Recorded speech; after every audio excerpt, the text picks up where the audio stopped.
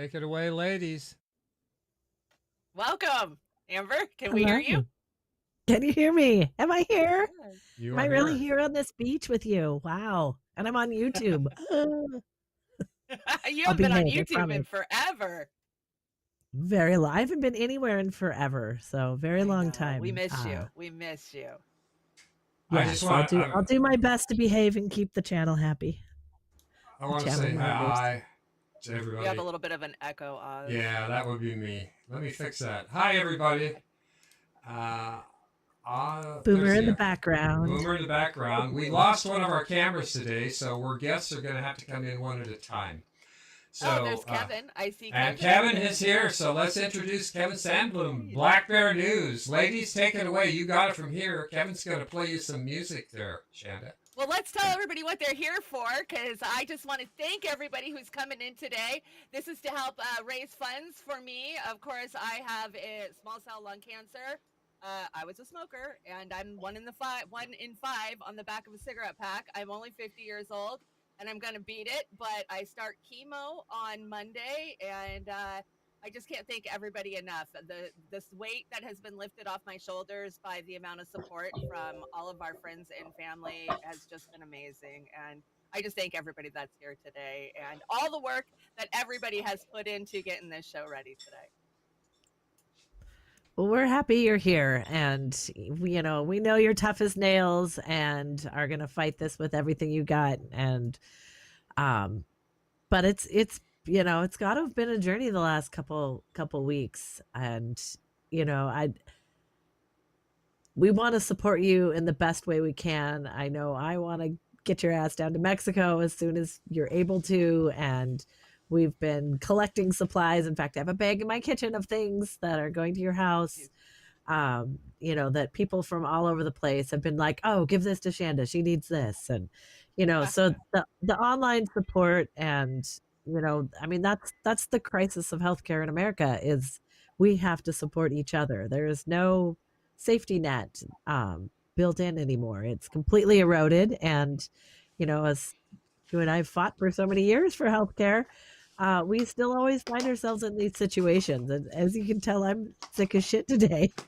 Yeah, I can hear it in your voice. I want to welcome Kevin. He's up on the big screen behind us. Black Bear News. You can find him over on Rokfin, longtime friend of Roar Media and Beauty and the Boomer. Thanks for joining us, Kevin. Can we hear you? Yeah. Nice. Is this thing on? Yes, Yeah, it is. All right, cool. Glad to be here and glad to help out. Thank you so much. I'm sorry. It's the situation that we have to do things like this for sure. It is. I got to tell you, I applied for state assistance. What do you do when you can't work and you're at the doctor's every day and you're spending weeks in the hospital? And that was almost 6 weeks ago. I haven't heard a word from them. So I would have already been evicted by now had I just waited for the state. But thank God for GoFundMe and all of our amazing viewers. And I know we share a lot of the same viewers, and they have just lifted me up and carried me, just like so many of our colleagues in independent media. Yeah, that's amazing. That's great. Yeah, I have a good friend, going through the same thing, and threatening eviction from her house, and she's battling breast cancer. You're like, what? Am I going to end up in a cardboard box trying to fight cancer? Like, it's just insane that we don't have a safety net in this country. Yeah. It's unfortunate. It really is. And I was just talking to somebody, a friend of mine. I was just talking to someone this morning and about, the healthcare system and the fact that, we, hardworking, just average everyday, middle class, maybe lower middle class people just cannot get healthcare. Not in my state. Yeah. Are you a ballot initiative state? Yeah. That's how we pushed it in Washington. We took it to the people and we gathered signatures over and over and over till we finally got a Apple healthcare at the state level. Oh, that's great. But it's still just Medicaid. It's still just Medicaid, right? Well, I mean, I guess it's something. In California, they keep dangling the care, Every Oh yeah. 2 years, they run a story in the Vote paper for like, yes, us. they're about to pass Medi-Cal for all, and then nothing and then it gets killed. Because the Um, Democrats get reelected and they go, the oh no, Democrats we get were just reelected, and they kidding. make sure to kill it. Yep. And then a year or two ago, they said, great news, Medi-Cal will be offered to all illegal immigrants in California. And I was going to bring that up because we are seeing. Everyone was like, all right, well, what about the people that live here? Can we get some help? I saw a TikTok this morning of a nurse who said a immigrant who'd only been in the country 5 days, pregnant, came into the office, and she actually had a card already issued to her. And there's people giving birth on the streets of Portland with no health care at all. Babies dying on the I street. had a procedure approved a few years ago. I kept applying for Medi-Cal, and they kept giving it to me and kicking me off, saying you were ineligible. And then I went and talked to somebody at the hospital, and they basically gave me Medi-Cal for a temporary Medi-Cal, so I could get an operation. And she was saying, she said straight up to me, she's like, "This is a shame. It's a shame. Like, if you're from somewhere else, you can just walk in here and get free healthcare. But citizens who live here and work here and have jobs and stuff and pay taxes. You can't. Yeah. As well. Yeah. I don't. It's by design, and we know it's by design. And this is what happens in a declining empire, and we are a declining empire on every level, not just healthcare. I mean, our foods are poison. That our medicine, big pharma controls everything, and I'm very anti big pharma. I did a show with Pasta for a year and a half called "To Hell and Back," which just chronicled how big pharma is in control of everything, and now I have to depend on big pharma to save me, and it's scary. Yeah. Where to start even with that, because they basically control the things that are necessary for your kid to get into school. Like, they control the body that regulates, right, that mandates. Basically, there's a mandate for people to get vaccinated, kids to get vaccinated before they go to school, and with an untested it's a very shitty safety profile. And then big pharma basically dictates. They're captured. Our three-letter agencies are all captured, including the CDC and the FDA. And those studies that are done to get these things pushed through are paid for and produced by big pharma. It's not the CDC and the FDA that's doing the studying of these things. Right. It's actual entities themselves. They're just creating. And the studying is actually what they're doing on us in a research capacity. And then they're spending 19 times that funding on advertising. So it's controlling, it's, I like to say we're the United States of BlackRock now, and pharma is such a large piece of that. But it's part of what I've called the chemical cartel for a long time, because it starts with petroleum products. It starts with that, Rockefeller designed medicine, and goes all the way around into a perfect profit circle. And boy, howdy, cancer is at the top of the list right now. It used to be autoimmune disease, which I have lived through in this system for 20 years. And having worked in the medical industry for many years, happily left it, refused to go back, and rail against it as often as I can, and try and help people find natural healing. But that's been even this week, there's been massive change happening. We saw Vani Hari, the food babe, Senator Johnson, the things the things that he's putting on the Hill right now and getting on congressional record. 15 years ago, we would have never thought this would happen. And it's so important. We've known these dangers. We've known we have the worst health outcomes in the world. Our infant mortality rate is just abysmal for a developed nation. And they keep doing it. And when they just took fluoride, they just the fluoride fight. I love it. And massive. They We say do. that 80% of our kids by 2050 are going to die by super cancers. unless That's unless scary. we get them out of the system, out of the food system, right? Like, or out of Well, the and we have to teach them to eat real food, to eat organic, to eat things that are going to help build their cells, not the Skittles and Doritos and Gatorade and crap that we were all raised on. I mean, the trailer park, we live on carbohydrates and processed foods. That's, what the food bank gives you. yeah, Even yeah. even Well, the I mean, school I think lunch full of heavy metal.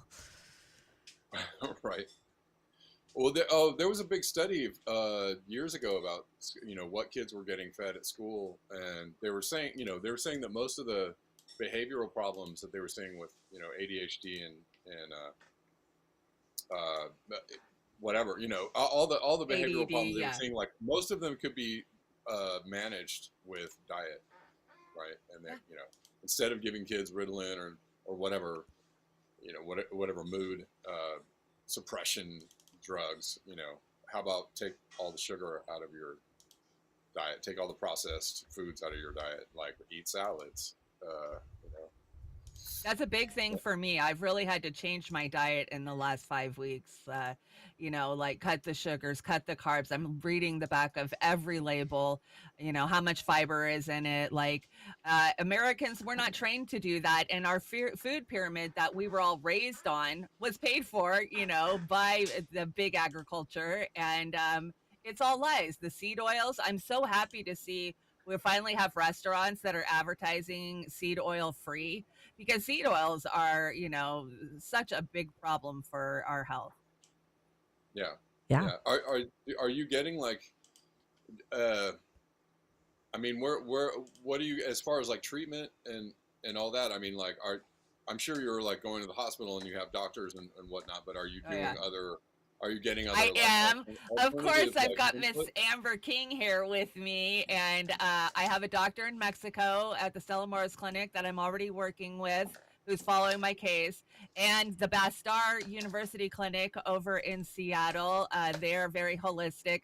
So, of course, I'm taking a whole regimen of supplements and things that have been known to help, including Finbin and ivermectin and Oh, really? but the problem is the type of cancer I have, which is small cell. It's very aggressive and it moves very fast. And it actually is a cancer that responds to chemo. So we will be able to slow it down. And then I'm hoping the doctors in Mexico can encase it and stop it permanently. So I've been in talks with them about that. So we got to do Western protocols first. And then once we slow it down and get me a little healthier, then I can go to Mexico and they can help me out down there. So that's the plan. Okay, okay. That's yeah. That's good. I'm But I don't interested tell in my doctors. I got to tell you, I can't tell my Western medicine doctors what I'm right, doing. because they'll freak out, right? They'll kick me out. They'll just be like, "Oh Yeah, yeah, no, we don't want to treat you." So I yeah. I, I have two med lists: the one I'm actually on and the one that the doctors think I'm on. How long? I'm really interested in the ivermectin and fenben like thing. Well, Like, yeah, I've done a lot of research. So the Finbin has amazing studies that have been done by universities all the way through from 2010 to 2021.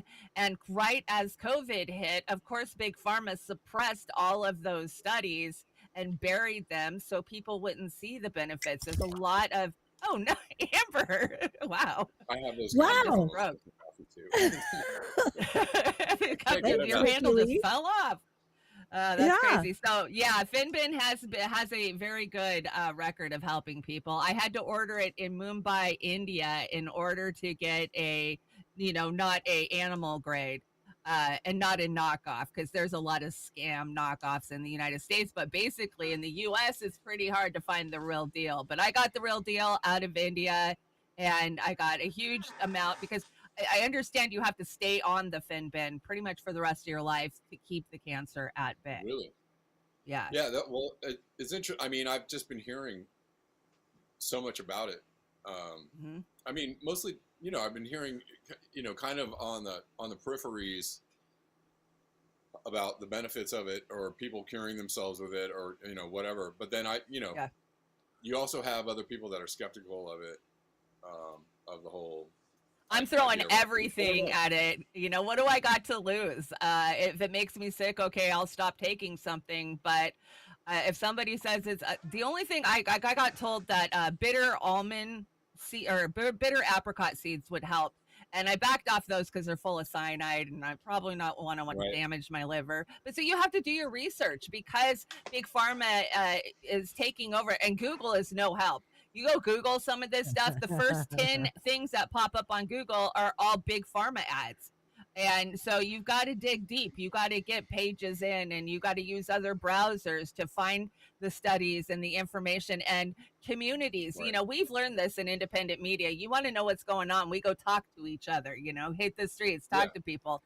And so a lot of support groups and chat groups and, you know, just word of mouth, Twitter, people have just reached out to me, sent me links, sent me articles. And so that's how that's how I've kind of rolled through it, because I can't just Google something and read the first thing that pops up. Yeah, for sure. I mean, and with something, you know, with an illness like that, right? You want to throw everything at it, and you also want to do, you know, all your research, and you want to make sure that you're exactly like it's you know, critical, right, to get the right information. Well, and it's very scary too when you go do the research. There's only an 8% survival rate for small cell for 5 years for people that are diagnosed. And then I have a rare condition alongside of it called SIADH, which stills my sodium. This is a sodium gobbling cancer. And so that's how we found out about it, is my sodium crashed and it put me in the ICU. And so now I take, like, right now I'm taking 12,000 milligrams of sodium salt, basically salt licks. I'm eating them all day, every day. And I still am depleted. So the whole reason I have to take chemo is to shrink it up, to slow it down from stilling my sodium, so I can live long enough to get to these other protocols that are happening in other countries. Yeah. And right. Well, I heard you're here to perform for us. Well, I suggested I could play a song. That would be lovely. Lovely. Play us a song, Kevin. Okay. Play us a song. Which one is the question? But actually, no, I'm going to do something. I'm going to do something about California and. There you go, California. Governor Newsom. Oh, he's smart. Can you hear the guitar? Yes. Yeah. Is it in tune? That's the question. There we go. Here we go.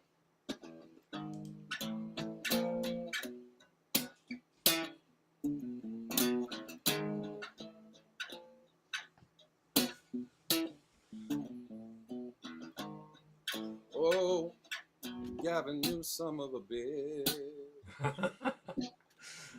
You've done it again. Winked and smiled about being a good, caring Democrat. But when the chips are really down,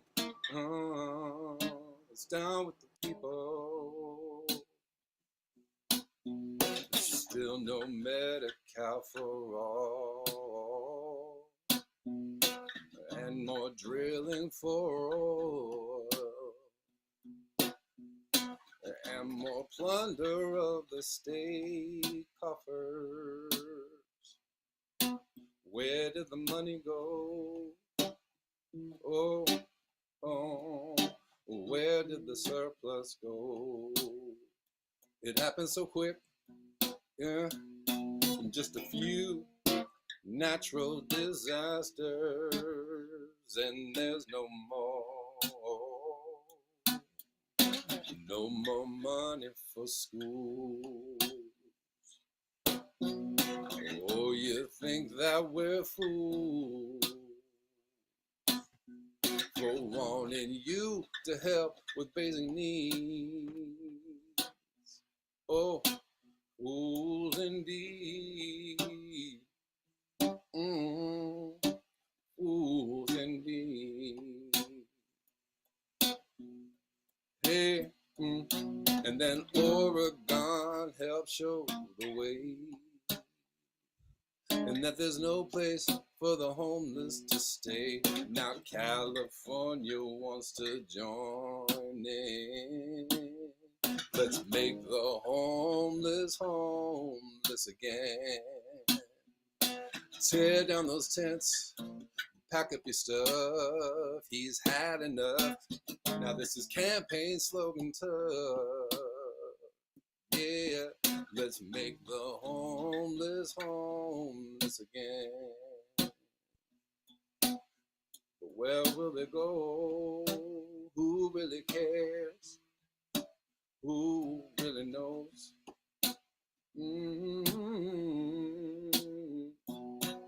This is compassion in action. This is the Democrats caring about you more than you know. Well, hey, vote blue no matter who. And maybe next year when you're out of a job and a home, and you and all of your possessions on the sidewalk, now you can count on blue. That's the boys in blue to come and say, move it along. Tear down those tents, pack up your stuff. He's had enough. Yeah. Now this is campaign slogan tough.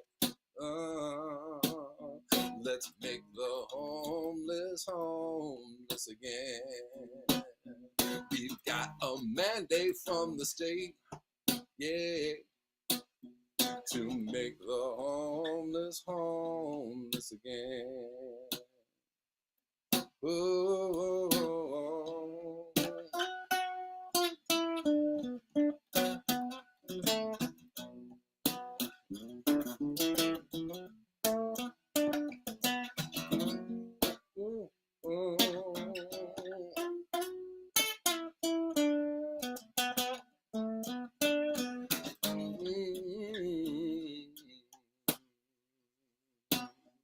let's make the homeless homeless again. Hey, got a mandate from the state, yeah. Let's make the homeless homeless again.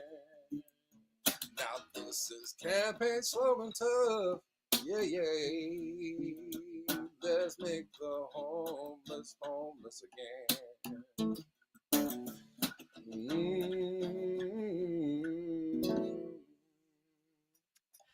Kevin from Black Bear News, so beautiful. What a great song. The chat was just rocking out to it. We love what Yeah, you do. was very cool. Love it. We are wondering where the hell that homeless went, or the homeless have still been homeless, yet nothing's been changed, and the surplus is gone. And in Washington State, we have an awesome education crisis. Somehow they just thought that COVID money was going to keep coming forever, and so now our children are going to be joining the homeless. It's going to be awesome. Yeah, they cut funding for schools here as well, and was like, what, wait, what happened? We had like $5 billion or something surplus, 2 years ago, and just right, yeah, that's right. Gavin was giving everybody money, right? I remember that. I guess so. And they said, well, it was they blamed it on natural disasters. Well, we had a bunch of floods and fires, and that's where all the money went. I was like, okay, yeah, natural sense. fires. Right, but the it's wild. They also don't track the spending for homeless, right? So when COVID happened, there was a big thing. Newsom came out and said, oh, we're going to make sure people get housed and get health care, right? Because we don't want people to be vulnerable in the streets, homeless people to be. So there was a big, we're going to spend all this money on helping the homeless. And then I just saw an article the other day saying that they don't track. There's no oversight. Yeah. Just like the military industrial complex. There's absolutely zero oversight. They don't know where the money's going, what's being spent on what. I was like, all right, great.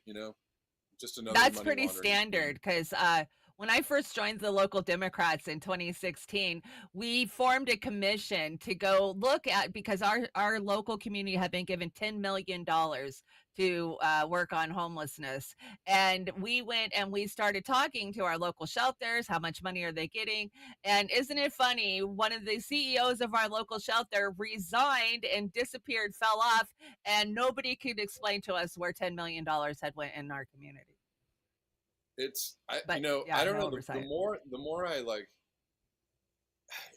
the more I hear these numbers whenever they talk about something, whatever it might be, like building a stadium or building a jet plane or housing the homeless or whatever. They just throw out this number, $5 billion or $10 billion. I'm like, actually, nothing. The actual solution or the whatever it is that you're doing with the money, like, doesn't even cost that much. Like that, it's just that's an astronomical amount of money, right? $5 billion is a fuck ton of money. It's just like so much money, right? It's like, and you think about the actual cost of the thing that they're building, right? Like homes for the homeless, right? Tiny homes, how much? Tiny houses, yeah. Like $100,000 to, build a few hundred homes, like, or whatever. You could house like so many homeless people with like probably $1 million, right? You don't even have to throw $3 billion at it, but like the whole point is for that money to get lost. The whole point is to just go, stamp 3 billion, done, right? Like, but yeah, we send gave it out. money. Who's getting it? Where is it going? Nobody knows. Like nobody's tracking it. And then you realize later that the thing that they were supposed to be doing with the money, like, is done poorly, didn't get done at all, like, is, whatever, or there's cost overruns or whatever. Like, okay, right. Like, well, that was a great song. We appreciate you coming by. I see Kit from Heartlands Media is hanging out. Oz, what's our schedule look like? I'm like blind in the dark right now. I have no idea what's going on. So, well, Kit's up next. You got a couple of super chats. Can you hear me? Okay, let me get to the super chats. Yeah, Kevin, there's we only one of appreciate you being here, and you can hang out. You can take off, but thank you so much for supporting us. And I want all of the viewers to go check out Black Bear News. Make sure you're following on Rokfin. Kevin does some really good deep dives into articles. I really appreciate what you do. I can just turn you on while I'm cleaning house, whatever, listen to you go through an article, and keep up the great work, because you're informing people, and that is how we do better, is to inform people of what's really happening. Right on. Yeah, thanks for having me. Thanks, Kevin. Thanks for supporting our girl Chanda. Everybody donate. Yeah. Today. We got some donations already. We got Mouse SF over on the YouTube. I want to say this is the Beauty and the Boomer YouTube. Says, GoFundMe wouldn't accept my Apple card. Of course. Wish they had 2 more zeros. You got this, Chanda. Thank you so much for your support, Mouse. And I see David Crow's in the house, infamous David Crow and his van of glory. He travels around with it. He says, Amber King has done the research. Love you all. We love you too, David Crow. And we hope you're staying safe out there on the road when you're in all of these protests and, doing what you do. We appreciate you. Of course, he started out as a Bernie van, and it's been many things. It was the Assange van for a long time. But, hey, we freed Assange. Yeah, now we have to pardon him. We sure did. Now we have to pardon him. Yeah. Thanks again for coming in, Kevin. Can you hear me okay? Yeah, there's only one of you. There's only one of me. Yeah, no I think I fixed that. Yeah. I lost a camera today, so we're going to have everybody exit when they're done talking. I wish we could have you hang around, but thank you so much, Kevin, and keep up the great work. It's so appreciated. I've been watching Kevin for years. With Christine, our sister Christine Lund out there, the natural progressive. Christine Lund, I remember her. Yeah, she's she got me turned on to Kevin, and you do fantastic work. Keep up the good work. Support Black Bear News. We love you, Kevin, and we love you for coming in today and supporting Chanda. Thank you. All right. Thank you so much. Good luck with the whole thing, the whole show, Chanda. I'm gonna fight. Godspeed. Appreciate all right, thank you. I also want to give a shout out to Lizzie over on the Fin, tipped $20 and said, "Thank you, we love you, Chanda." And yeah, I was hoping we could show Shanda's fundraiser and kind of where we're at in in the scheme of things, I made a little graphic for us. Which number is it? Oh, thank you. That's a great question. One moment. I got it. I got it. There you are. Okay. There we are. Cool. There we Oh, are. that's a cool Awesome. graphic. Oh my gosh, I feel so professional. Like I have a scale. Yeah, That's awesome. we've got the thermometer bulb. Mm. So you're at just under $9,000 right now, and hopefully we can tip you up, get you going through the next round of this, so we can keep you on your feet, keep you in supplements, keep you in alternative healthcare. And hey, if anybody has a car, Shando needs a car still. I If you got an do, extra one out on the fortunately. coast. I've got friends that Um, are loaning me cars to get to all of my appointments because I would not have made it anywhere to. I've been through so many appointments. I've already had surgery. I have a pre-op appointment on Monday. They're going to put my chemo port in probably Tuesday or Wednesday, which is very scary. And if I didn't have the extra funds right now, I'd be so stressed out.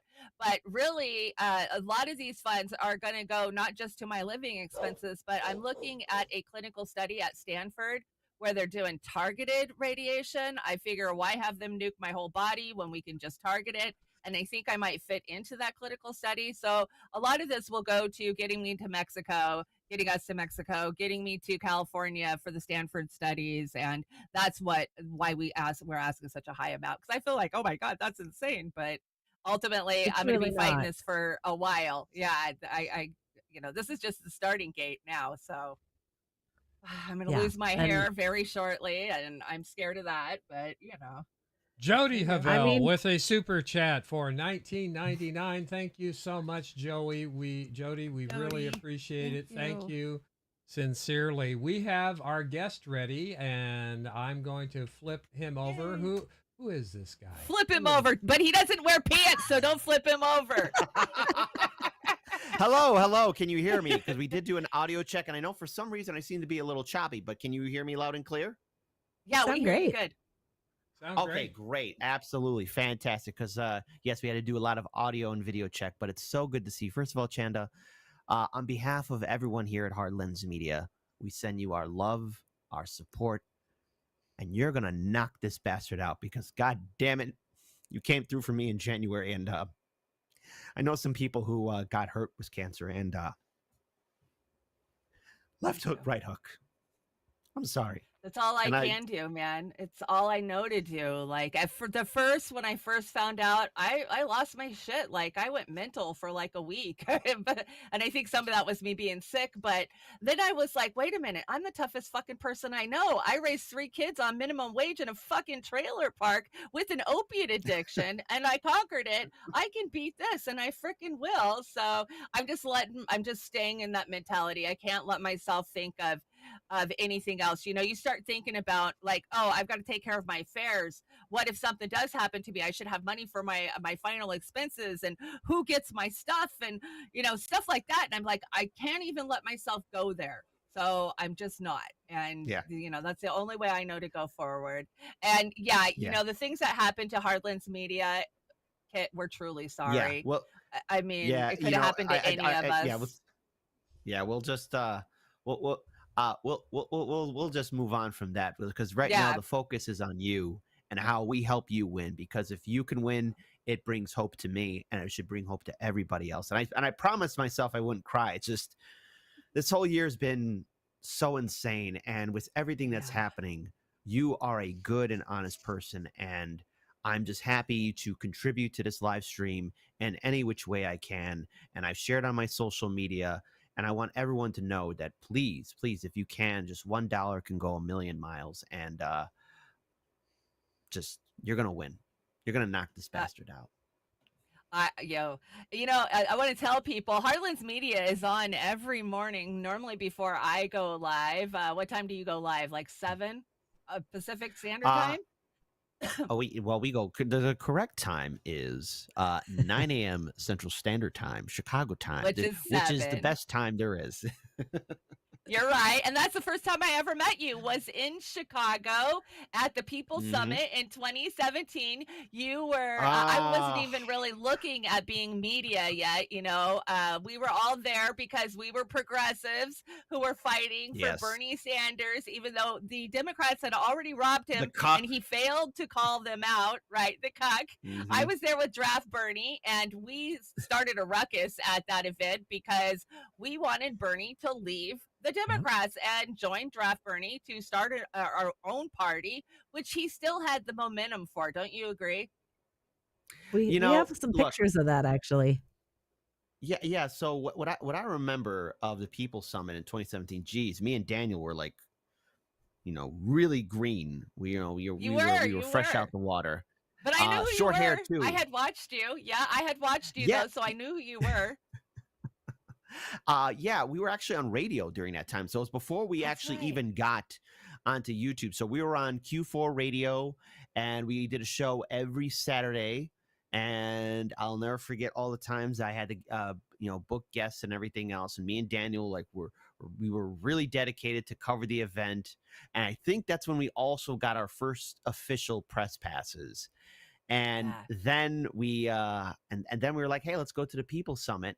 And I'll never forget like the final day when Bernie Sanders was speaking. Do you remember that at the I McCormick place? do. Like Very vivid. Yes. yeah, he was speaking, and so many people were saying, "Bernie, you got cheated! Bernie, you got cheated!" Yeah, He was like, that was "No, us. no, no." They were booing Yeah, oh, us, that was you telling us to guys. shut up. That was me. Yeah, and we were pissing everybody off in that crowd because we wanted Bernie to Ah, recognize that we had been ripped off after we gave him all that money, time, and energy, Yep. and he just uh-huh. he ignored us.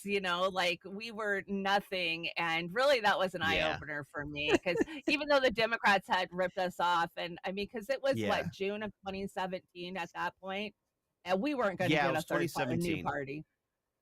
Yeah, I Lizzie, remember too. Oh, sorry, I didn't mean to cut you off. Sorry. oh, I was just gonna say, Lizzie wanted to come in that if she's not mistaken, the middle finger was also thrown several times. Yes, we were throwing the middle finger. But kid, I got to ask you, and I've never had a chance to ask you this before. Mhm.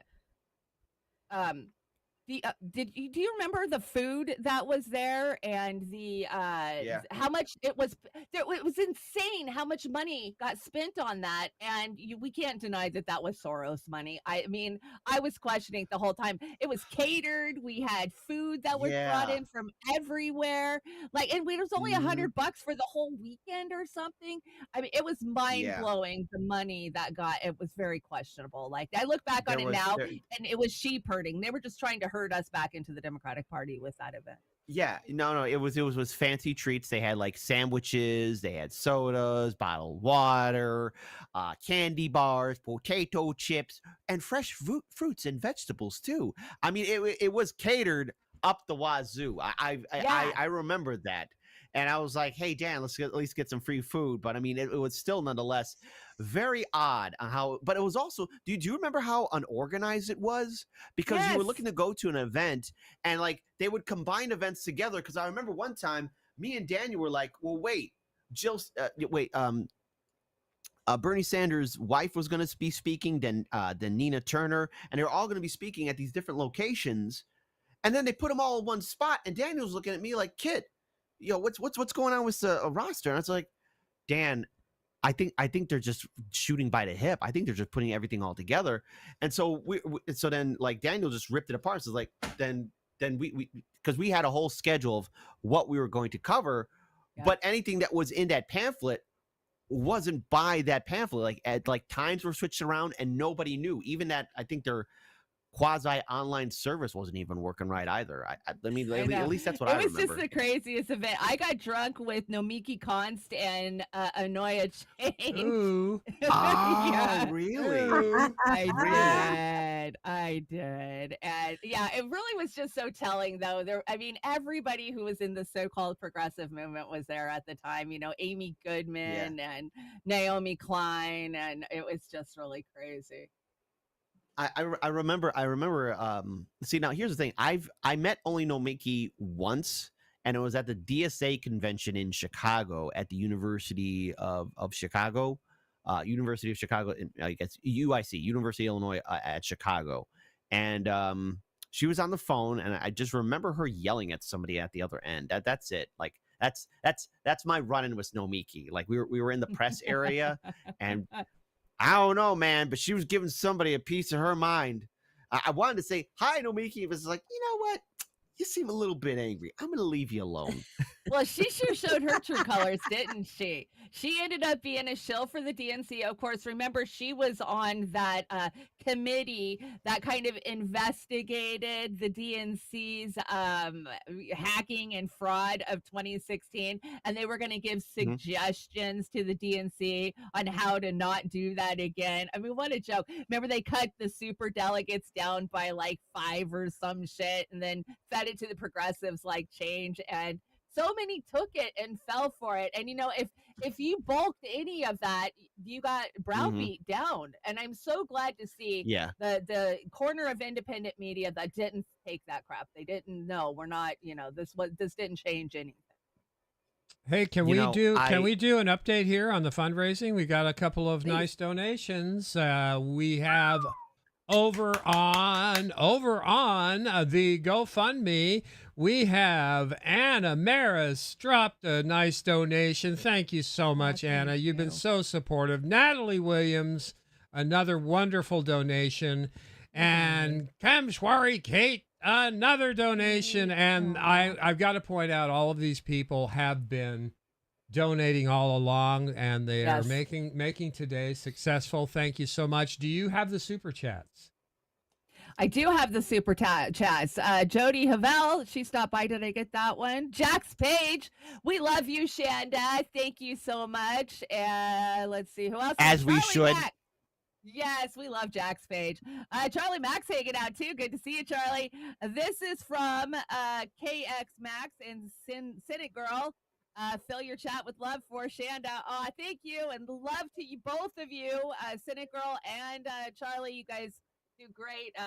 It's been amazing, your guys' support. So many of you have repeatedly supported me in the last couple of months, and you've always supported me before that. So thank you, Anthony. Thank you so much for the sticker. We just do that. Oz did that once, and then it's just stuck. So every time we call Anthony out, we growl at him. Anthony.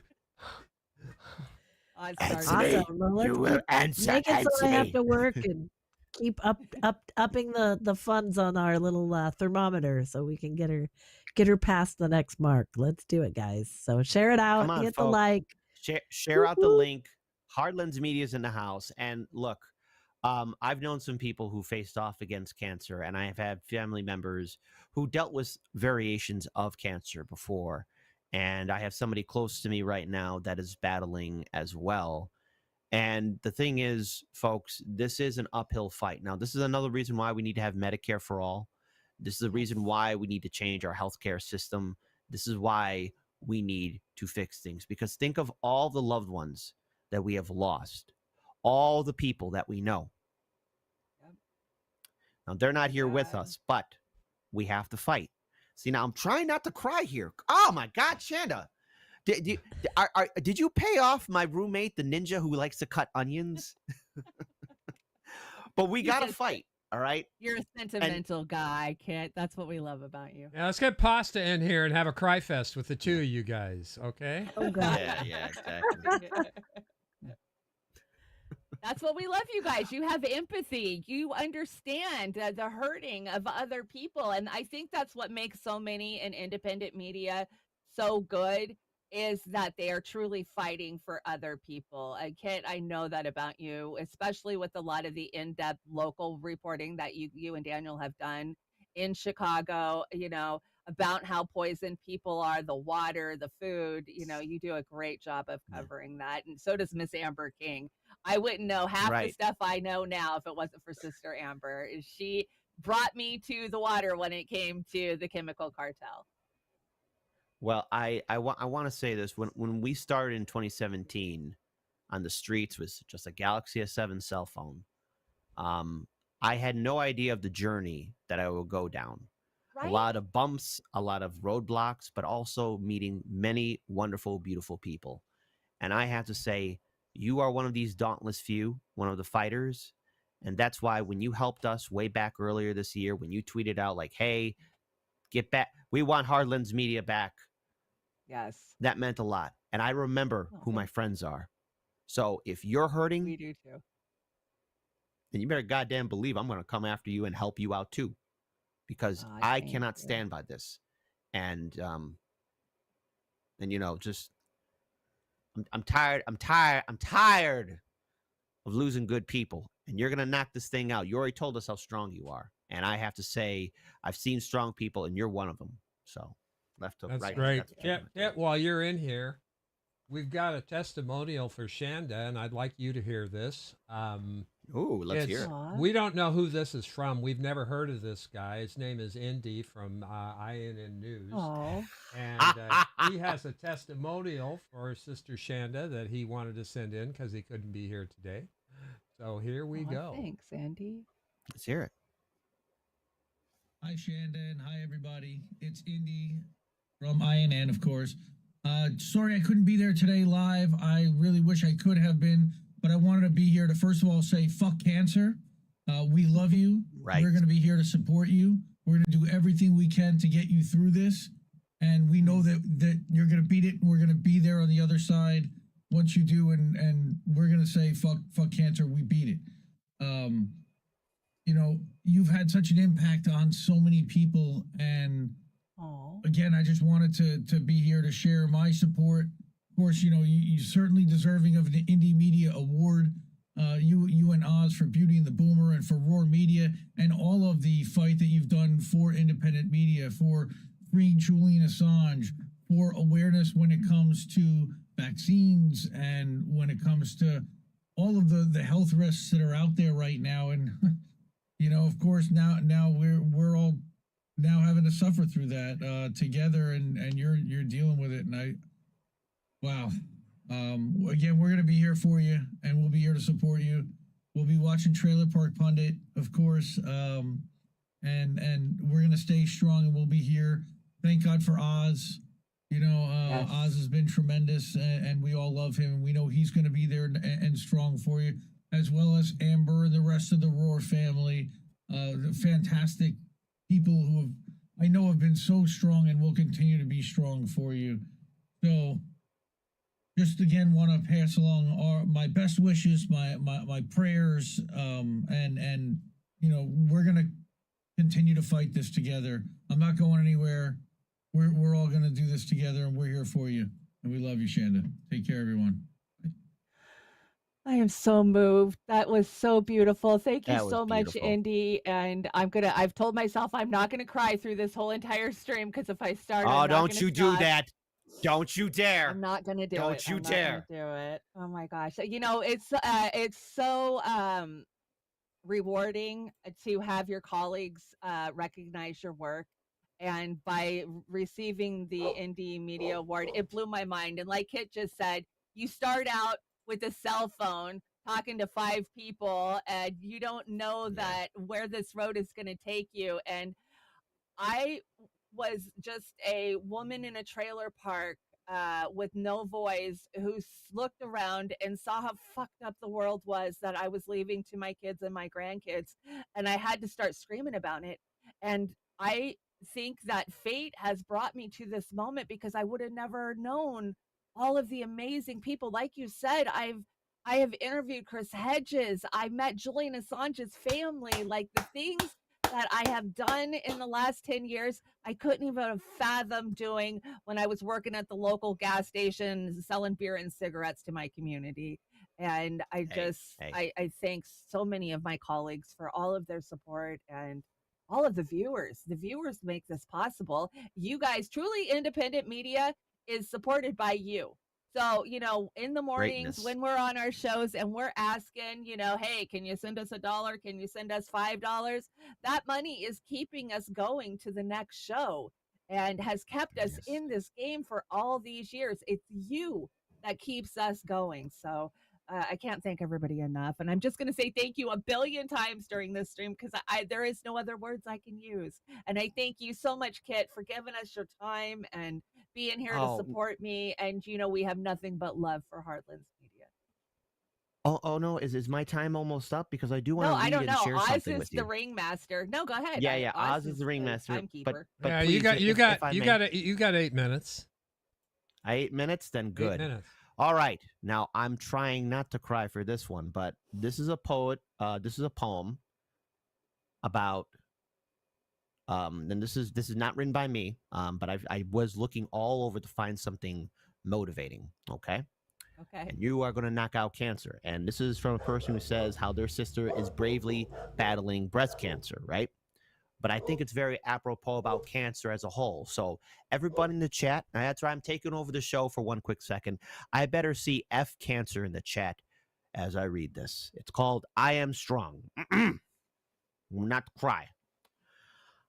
Under this harsh light, I can't hear their words. Their mouths are just moving, everything blurred. And then it goes silent in my head, and then that's when I realize, you found me again. You've been here before. I remember you well. I remember your taste and your touch and your smell. You left here defeated, no lesson you've learned. For here we are once more. You're here, you returned. You're an unwelcome guest that I'm keeping at bay. I'm not tortured nor battered by your games you may play. You may think you're stronger. You may think you'll win. Your battle is weak, and this war I will win.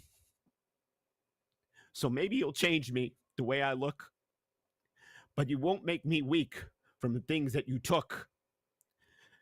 With every attack, you may think you tore my way. I will come back stronger. Let's play it my way. You've taken away things so precious to me. You're hurting my family. Just let us be. You're weak, and you sneak up on people. How low? That's the best you could do. And then you may as well go. When all this is over, when you've been banished, when all that you threw at my life has since vanished, when you have relented with no single trace, it will be the last time I look you in your face. I'm sorry, I couldn't. Oh my gosh. Thank you so much, Kit.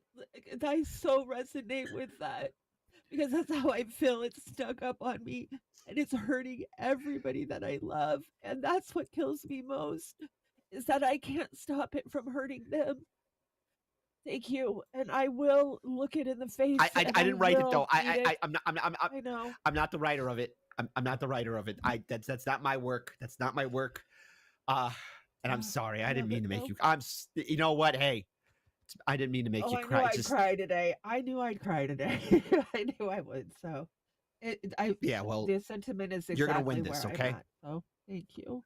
Before you run out, Kit, we have some more donations. Update on the donations. We have Anthony Scannell. He made a wonderful donation. Thank you. And Amber King made a wonderful donation. Jack Page, another wonderful donation. And Kenneth, you made a great donation as well. I can't pronounce your last name. I'd butcher it. And another wonderful donation from Alexandra and Steve Wolfbrandt, a wonderful donation. Dana Fairbanks, a wonderful donation. Thank you all so much for your generosity. We so appreciate that. Do we have any super chats? Do we have any super chat? Did you see Snorky's was on there, or did I miss it because I was crying? I didn't see Snorky's, but Snorky just donated too over there. Yeah, Mitchell, but I gotta so tell you much. something. Today is a special day for Snorky. It is his birthday. Happy birthday, my friend. Snork. Happy Snorky birthday. has been a part of the Roar Media family since the very beginning when we were still over at Uphill Media. Who remembers those days? Whew. Oh my gosh. Thank you so much. And happy birthday, Snork. I knew it would be Kit that would get me. And it would get me too. Yes. Well, I just want to let you know that you're a fighter. You're going to win this. So many people are supporting you. But by the way, I didn't cry. It was just the onion ninja cutting those onions. So there you go. Yes. Well, I got to tell you, I appreciate you putting pants on and showing up on a Saturday for me. Oh, hey, hold on. Yeah, that's exactly it, because I am wearing pants. I Come know. on. You get accused of Right, not wearing always. pants all the time. But so I heard that if you hit a certain amount of subscriber list, you're going to wear a kilt for a month. Yeah, so actually, so here's the thing. When we got terminated in February, we actually met so when we and then got restored, we actually got to 50,000 subscribers. And I promised my audience, if we get to 50,000 subscribers, I'm going to wear a kilt, a manly man's kilt, for one whole week. And from Sunday through Saturday, I did the whole show. I did a whole show wearing a manly man's kilt. Actually, no, sorry, from Monday through Sunday. So technically, I worked for like 2 whole weeks, almost a week and minus the 2 days. So if we get to 100,000 subscribers before the end of this year, for one whole month, excluding the weekends, because hey, Kit needs a break. Kit Kat needs a break. I will wear a manly man's kilt for one whole month if we get to 100,000 subscribers before the end of this year. And then my inside joke, even though it's my baby network kick. If we get to 1 million followers, I might wear a manly man's kilt. But that's just a fun little joke, So it's my baby channel. So there you go. Well, you're running the gamut over at Kick. You are the #1 political show over there, I hear. And we're on Yes. Kick. I've been on Kick for a while now, and I'm like, damn it, I'm gonna give Kit a run for his money on Kick, because if he can do it, I can do it too. So Absolutely, you throw should. down. You should. Next, Yeah, it'll be so, a pizza battle. Oh yes, there will be. Actually, The pizza battle. a little fun note. I actually did a funny poll on my YouTube community page, and I put up a vision of a video, or not vision, but a picture of communist Trump as like Stalin, a radical version of Bernie Sanders, and deep dish pizza, and an alternate timeline who would win. And deep dish pizza, with 1,000 votes put it in, 45% beat the dear leader Trump and the radical Bernie Sanders. I voted for deep dish pizza. I know I did. There you go, as you should. And wait, Natalie Williams has actually given me a correction. If we get to 1 million followers on my YouTube channel, for one whole month, I'm wearing a toga, and I promised people we would watch the movie Caligula. But let's hold on to Caligula. Malcolm McDowell. Oh my God. Yes. Oh. Yes, and Steve Wolfbrant, if I really did win the lottery, you better believe I would be gifting Chanda a big check, okay? If I did, but sadly, I am not a lottery winner. Sorry, folks. Curses upon Roger You Meadows just be for making up upset. that urban legend. Right. So there you go. But this has been a wonderful stream. I think it's good to let these emotions out. So Chanda, I promise I'm going to win, but you better promise me right now you're going to win. I'm gonna win. I have to win. I'm still young. I got many things to do. It took me many years Absolutely. to find out who I was in life and what I wanted to pursue. And now that I'm here, damn it, this thing, I call my tumor Terry. I'm like, Terry, you're gonna die. Terry. So, if you name it, you can kill it. Is my thought. So fuck you, Terry. That's the right. tumor. You Fuck are you, out Terry. Of here. I got things to do and grandkids to be with. So I'm not going anywhere. As you should, and you will win. So much love to you. And thank you, Oz, for giving me this privilege. Thank you for having me here with you. And I hope that this will boost up more support for your battle, because if you win, I know I can win. And together, we'll sit back one day and laugh and be like, man, can't you believe all the BS we went through? yeah.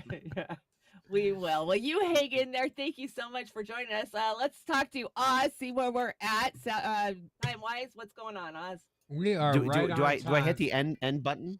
Yeah, you can. So do I hang head up? on out. Okay. Yeah, go ahead. Thanks again. We'll have a Kit. great Let's talk Saturday. soon. Thanks you, for joining Kit. us. Love and you. watch Love Heartlands you. Media Monday morning. Love You you. can find them on Kick, Rokfin, Rumble, all of the platforms. Give me Much my love. Good Chi-Town luck. news. See ya. Okay, just one update here. For real-time pledges during the show, you can call 503-741-9551 and leave a message with your pledge. I realize there are people out there that would like to donate a couple of dollars. but might not have it today. But if you'd like to call in the pledge, we certainly would love to have you do that so we can read it on air. Are there any super chats that you want to read real quick? I And lost my chat. Maybe Amber's got them. maybe Amber's got it. And I think we got them all. I love it. I'm gonna have to keep updating this graphic because the GoFundMe is taking off. So let's keep the love happening. Share it out. Yeah, please do. Please do. We have so far today we've got about $500, which is great. So we hit 9,000 early. So many friends in the chat. Can I just tell you, so many of our friends are in the chat, and I just want to recognize everybody who's taken time on a Saturday to stop by, see all the guests that are coming in, and we appreciate you all coming here and watching today. Take it away, Oz. And we have this guitarist. I ran into him at the Greyhound station back in 1966. But I talked him into coming today. Simon and Garfunkel. Yeah, Simon and Garfunkel back in the day. He doesn't look like he's aged today, everybody. Jesse Jett. Jesse Jett! We love Jesse Jett. Jesse's here. Jesse, you survived COVID. I'm so glad to see you. 2 times now. Or Congratulations. 3. This was 3. This was number 3. Yeah. 3. Yeah. I've tried a couple Michigan strains, a Florida strain. You know, I like to really experiment and try to find the best. So. Did you get a steak quarter for each one of those? I hope. No, it's a little decorative teaspoon. You know, the commemorative Oh, spoons. yeah. I have a collection of Hang those, on your. so- You can get that case on your wall. Right. That's awesome. Well, your music just moves us. You are a poet, and you put down to music how so many of us feel about the situation and the world we find ourselves in.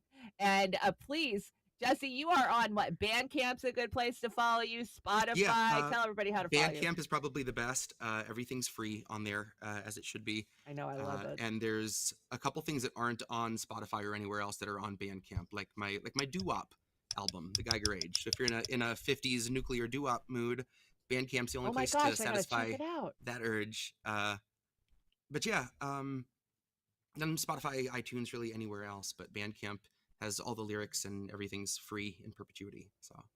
And I love That's the that I best can one. download them. I can take them to my shows. I get to share them with the audience because we have a lot of fans of Jesse Jett over at the trailer park.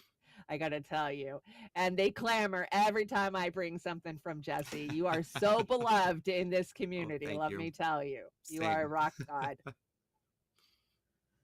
So did you brought us some music as some I did. song, Oh, it absolutely. sounds like. Oh, Yep, I brought so excited.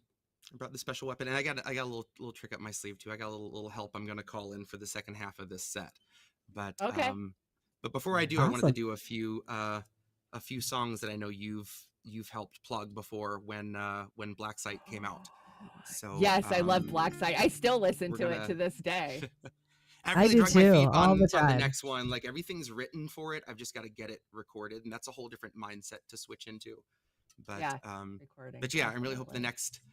next couple weekends I want to really try to hunker down and like get something Well, done. you know, more I than went the back 2 and I've songs I been have listening recorded. to a lot of your stuff pre a Black Site and all of that, you know, before I knew about you. And you've been doing this for such a long time. And I just got to say, your vast, extensive range in music is very impressive.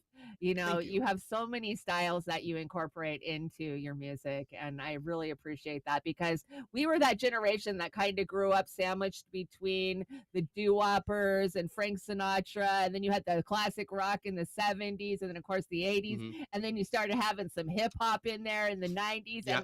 and you really have just bundled all of that up into your music, and I love Well, it. thank you. My parents listened to old music, current music. I was exposed to a little bit of everything, and I figure especially if my message is always the same and always kind of a heavy one, it helps to change up what's paired with, you know, as much as possible. Yeah, to yeah, keep change it, up the tempo. keep it approachable. So yeah, Awesome. For sure. Can't wait to hear yeah, it. so Also, Anna I'll get says into that it. Geiger Age is oh, the sorry. best. Oh, It is is it? fun. Okay. It was fun. If you ever are in the mood to record your own barbershop quartet, have a little bit more bourbon the lower you go. So you start off nice and sober for your highs, but by the time you're going the dip, dip, dip, dip, dip, you're a few shots in. It's a hoot. I really, if you have the recording equipment, give it a shot. You'll be happy with what you get. I have to agree. Noted. I used to do a lot of karaoke, and it seemed like the more drinks I had in me, the better I thought I sounded. Isn't that amazing? I know, it's funny how that works. It is. Funny how it works. Recording hacks. Okay, are you set, Oz, sound wise? Yep, we're set. Okay, we're set. Jesse, take Perfect. it away. Thank you so much, Jesse Jet. Yeah, of course. So this is one from live from the Black Site. This is backwards from 5.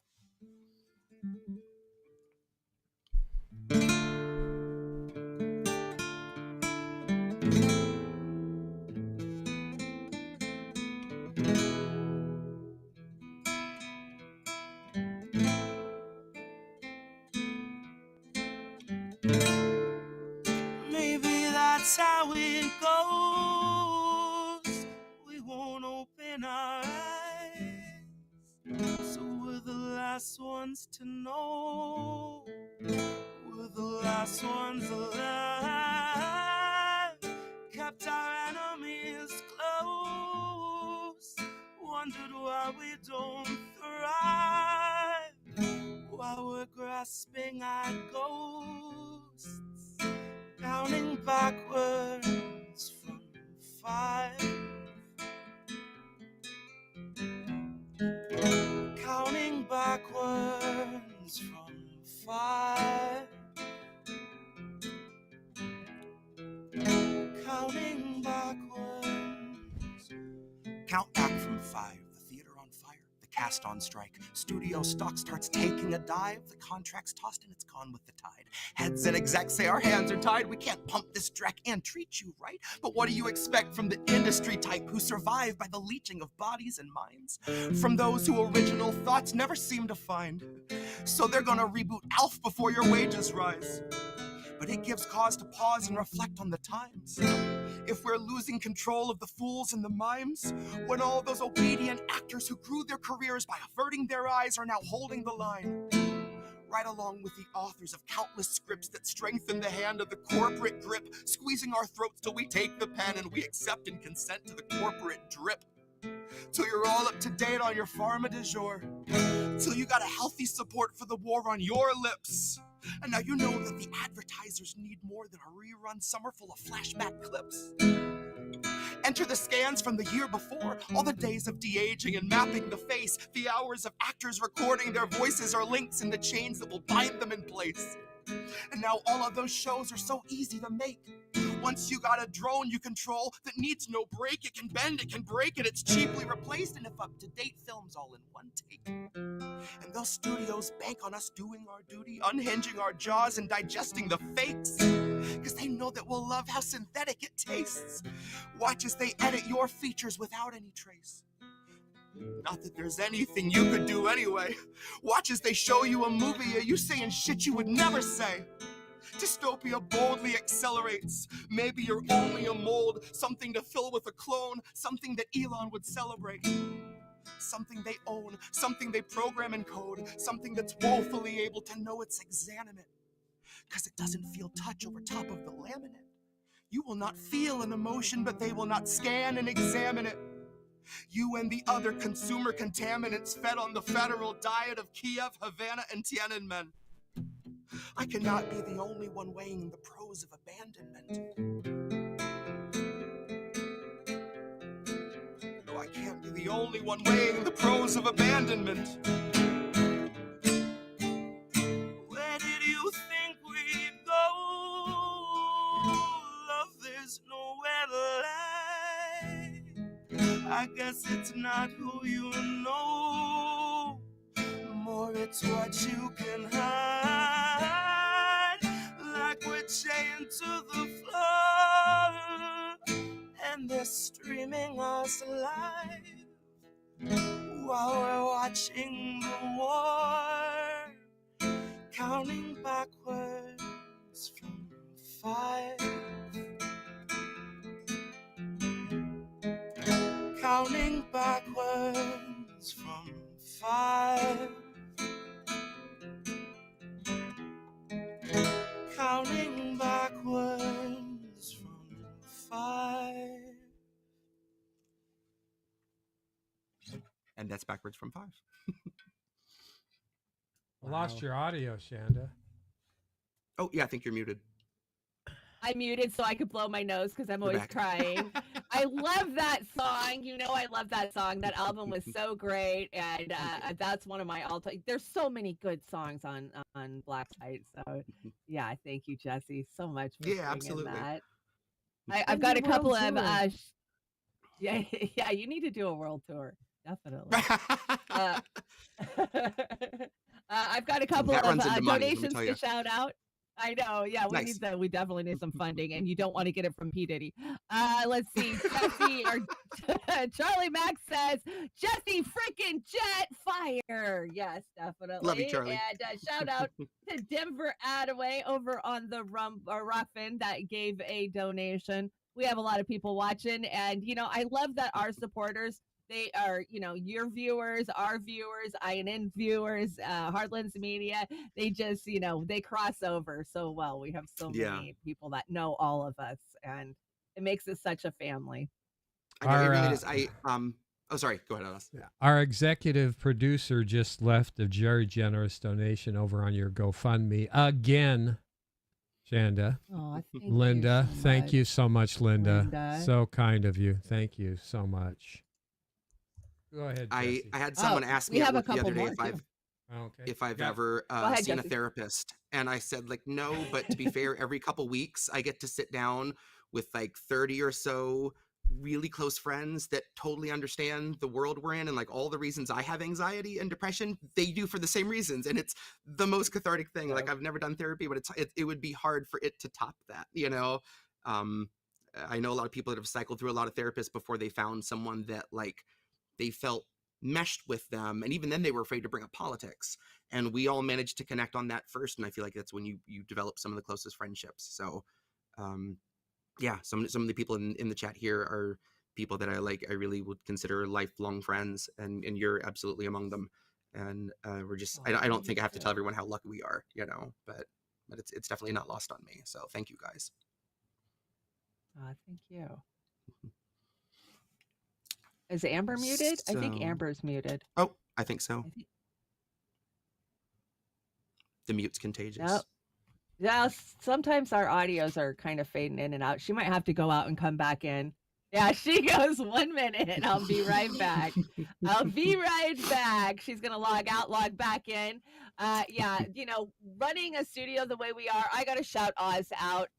Setting up this entire stream, getting all of the links out, doing all of the sound checks, getting everybody scheduled to come in when they're supposed to come in has been very stressful. And I just appreciate Oz so much for helping us out in doing this and taking his Saturday when he doesn't feel good. So many of us are sick in independent media right now. I know Comrade Misty's sick. Poor Amber, she's very sick.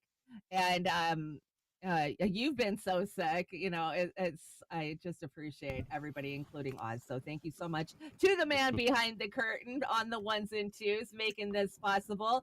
He taught me how to be a great engineer, Jesse, and I'm so thankful internally thankful forever. I barely knew how to turn my computer on in 2016, and now I'm running a professional studio with 5 monitors and audio and multiple streaming platforms. I'm just at awe at what Oz has taught me, and I can't thank him enough. Amber, you're back, and do you have a voice? Am I? Well, I barely have a voice today. I know. That's I know why that I've been game. kind of carrying the show. Yeah, I know. Because normally I you can started- hold your own. I was coming down with it on Monday, and middle week I was doing better, and then I woke up yesterday with some nasty head stuff, and I'm like, Oh, oh man. shit, I don't have a voice, Yep. but not gonna miss today for the world. And Right? I was trying to say earlier, I love how we can all bring our art together, and whether it's for a cause or just to get through the day. The late stage capitalism is fucking with us all, and the more that Yeah. we've become a family and really torn down a lot of the barriers that I think were up in the world by design, and getting to know your Mhm. families and friends and neighbors, and building this community that we've done in the last 10 years is some of the most important work. And you know, we get a lot of shit for Americans that, oh, you're so apathetic and you're so Mm-hmm. cynical. And it's like, we have to be cynical. We have to have sarcasm Yeah, because we worked so hard to change things that just don't fucking change. absolutely. This is our way to get through it now. This is our therapy. Mhm. And your music's done that. And we've all been so lucky to be able to share that and share each other's support and you know, whatever's going on in the world, there's something that can lift us Yeah. up. And I just want to say thank you and thanks for coming in to support Chanda. And you guys are making me work really hard now because I'm having to update all the graphics on the cards so that we can see where we're getting Shanda's fundraising to. And it just Speaking means of the world. that, Dane over there on GoFundMe, Dane P, and Richard P, generous donations. Appreciate it so much. And I can't see any super chats. Is there donations anywhere else we're seeing? Let's here? see. Over on the GoFundMe, we got Willie V. We've got Richard P. We got, of course, Hakafied Linda and Dane P. And yeah, I think we're caught up on the GoFundMe. I think I'm caught up everywhere. Okay, We are. that's I great. think Jesse's got some more music for us. And Yes, I he just want to say, does. Jesse, I took a look around in 2016 and I thought we have a powerful movement in this Bernie Sanders movement, but where's all the damn musicians? You know, the 60s and Yeah. the civil rights movement had so many amazing musicians. And I was just like, and that's because the industry is so owned and controlled nowadays. I don't think that any of that music was getting out. So you have to look to the independent artists like yourself, Jesse. And thank you. For because sure. Once I found you, I was so relieved. I was like, oh my God, there's some musician that gets this.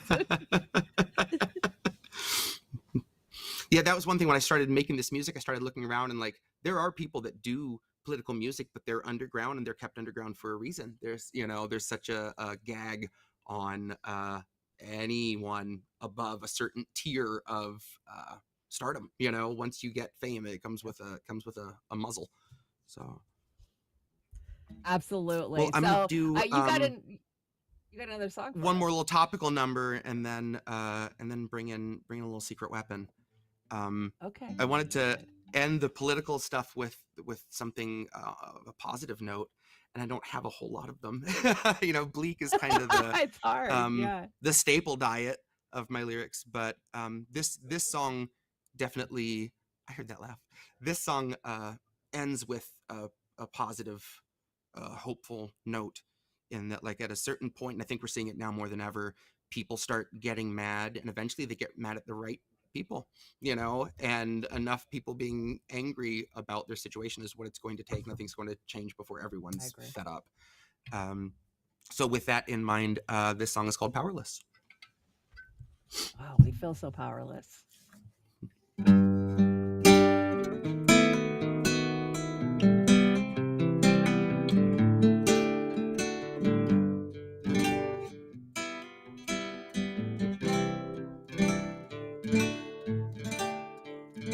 They'll gladly pay you by the hour for a minute or so, so you can sign off on the towers where they'll piss on your home.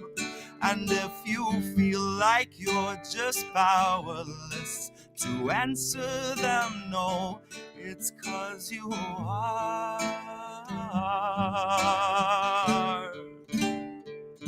They'll gladly pay you by the hour for a minute or so, so you can sign off on the towers where they'll piss on your homes.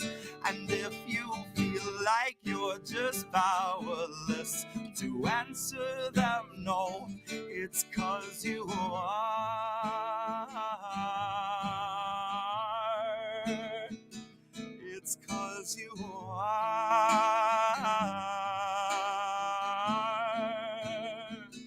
They'll gladly stagnate a living wage, snap the chains and bury it, Labor slaves in rusty cages dragged behind a chariot, led by Mr. Racial Jungle Joseph R. Iscariot, fighting over scraps as they barrage us all with variants and BuzzFeed clickbait, straight until we're paralyzed, trying to distract us from the concentration camps that Joe had swore he'd close, but only chose to amplify, where they got 50-something kids in cages made for 5 to occupy. And no, she hasn't seen the camps, but Harris swears they're paradise. She tells us the facilities are safe, and that right down to the women, they are regularly sterilized. Then she throws her head back, and she proceeds to laugh, that sort of heartless cackle you'd expect from someone working steadfastly on behalf of the virus and this Congress full of parasites. And where was I?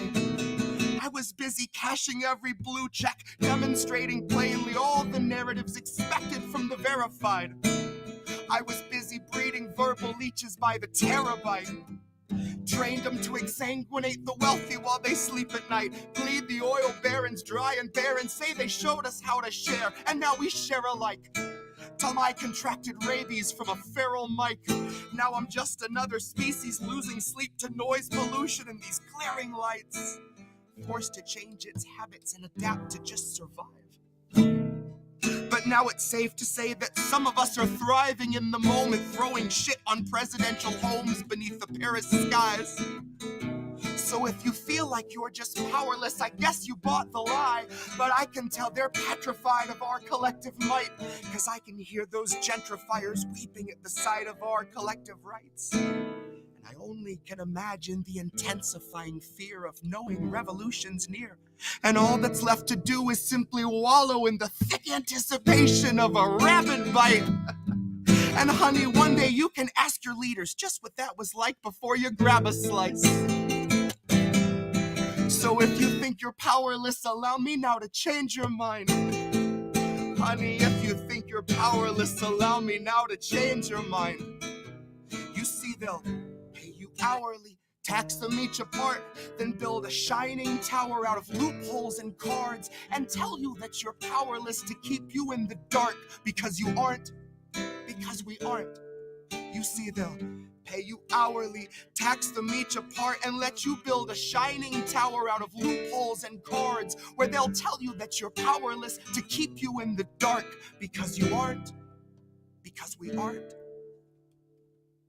And that's powerless. Because we aren't. We are not powerless. And I've been saying it since 2016. It's going to take a general strike. Us stop working for them. Take them where, hit them where it hurts. Take their freaking money. Block their ports. Stop their shipping from going through. Nice, Jesse. While you're getting queued up to bring your secret weapon in, we have another. Another one from INN Media, and this is Brother Reef. So Reef wanted to say something to you, Chanda. I love that music. Who are they? What's up, fam? Look, here's the deal. We are all dealing with our own issues. It's more than apparent. I myself having to flee a hurricane. As you can see, there's weird stuff in the background that normally isn't, right? I have the house prepped. We're heading to the hills, so to speak, trying to get away from Mother Nature's plans. But I wanted to be here with Oz and Shan and the gang, but clearly I'm going to have to, send this pre-recorded message. So, look, having been on shows with Shanda, bring her on Eye in the News, which I realized I should do way more often, you start to understand that Shanda's wicked smart, knows way more than she lets on, is wildly entertaining, and has all the skills to put all that together, get her face on, and give all of you hours and hours of content, laughs, knowledge, smiles, all that stuff. In this business, people like that are rare, and you gamble to keep people like that around. It's just the smart thing to do. So, be smart, scan that QR code, get out your phone app, pull the camera up, click the link, go to GoFundMe, put in a couple of dollars. That karma will come back in the future. So, look, we keep people like this around. It's what we do. So, look, fam, have a good one. Enjoy the show. Keep up the great work. And keep killing it. All right, fam. Bye, fam. Oh my gosh, what an amazing message. Thank you so much, Reef and Indy and everybody over at INN. I know Jesse works very closely with INN, and our thoughts and prayers are with him as he runs from the hurricane. So many people in the South are devastated as we speak. And it's not just Florida. It's No, it Tennessee, isn't. It's Carolinas. It's bad. Kentucky. As a matter of fact, we had a special guest for you, but unfortunately, she's in Kentucky and her power is out again.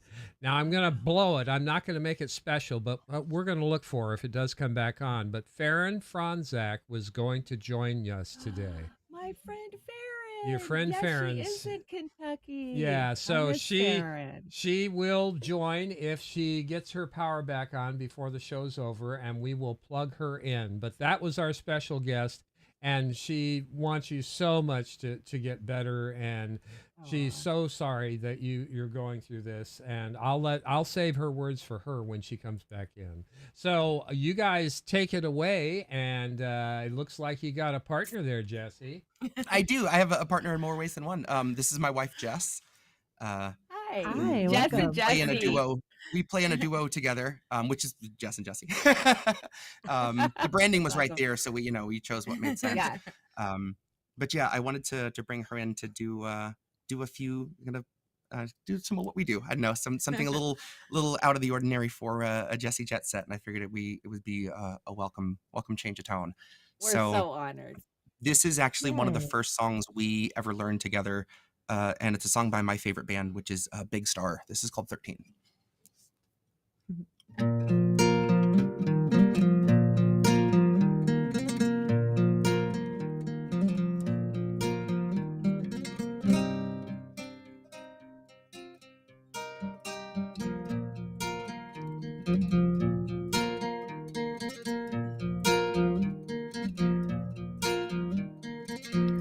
Won't you let me walk you home from school? Won't you let me meet you at the pool? Maybe Friday I can get tickets for the dance, and I'll take you.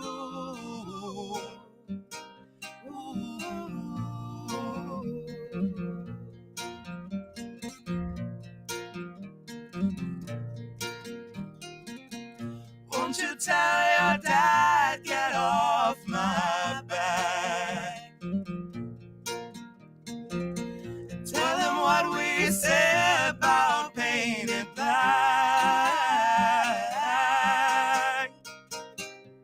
Rock and roll is here to stay. Come inside where it's okay, and I'll shake you.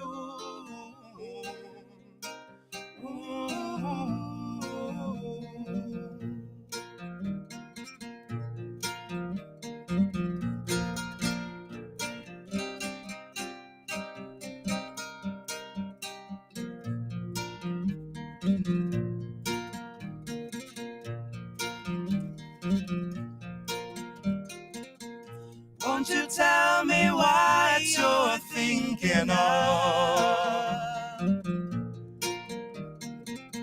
Would you be an outlaw for my love?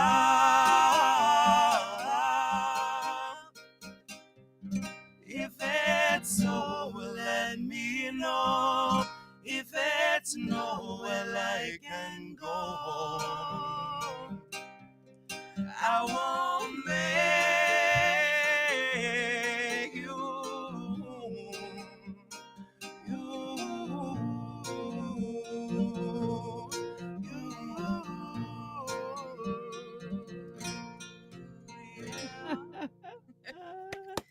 Beautiful Oh my Wow. gosh, such beautiful harmony.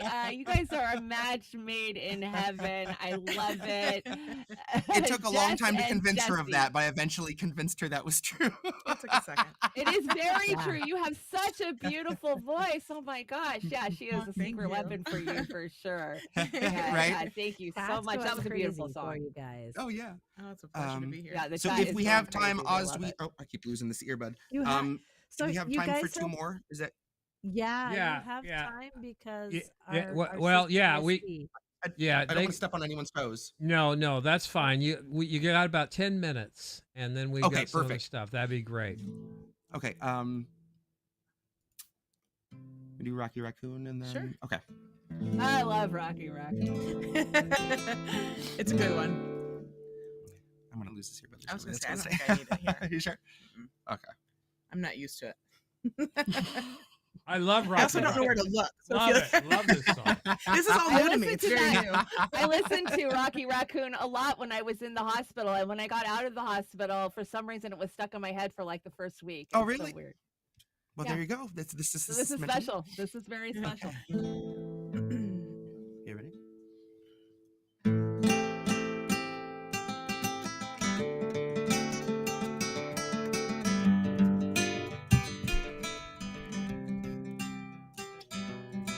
Now, somewhere in the Black Mountain Hills of Dakota, there lived a young boy named Rocky Raccoon.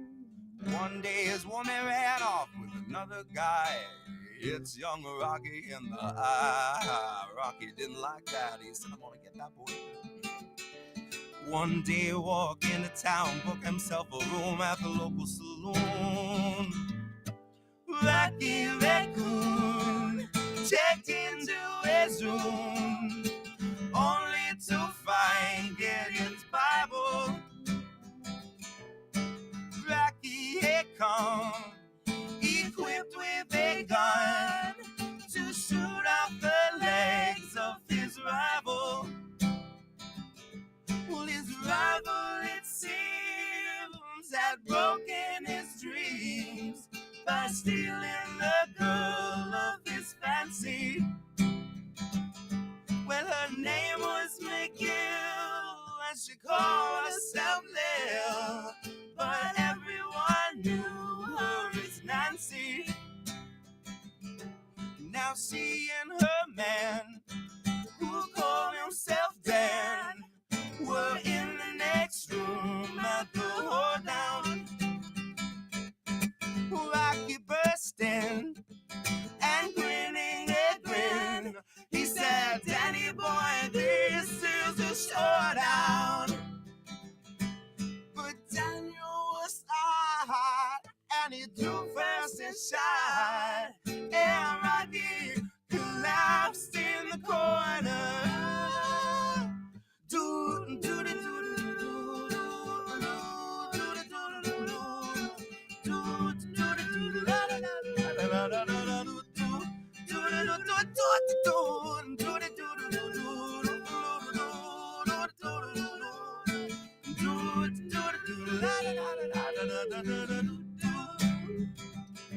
Now the doctor came in, stinking of gin.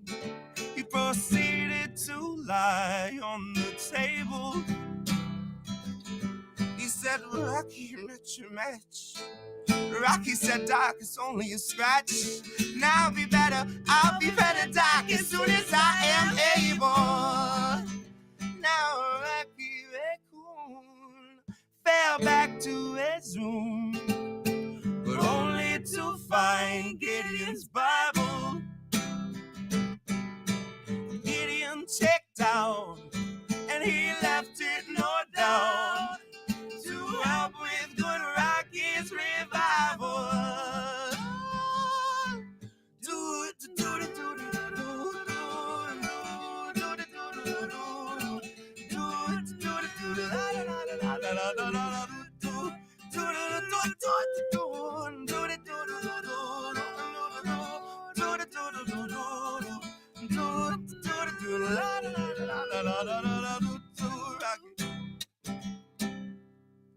Yay! Oh my god! I love that That song song. is so special to me.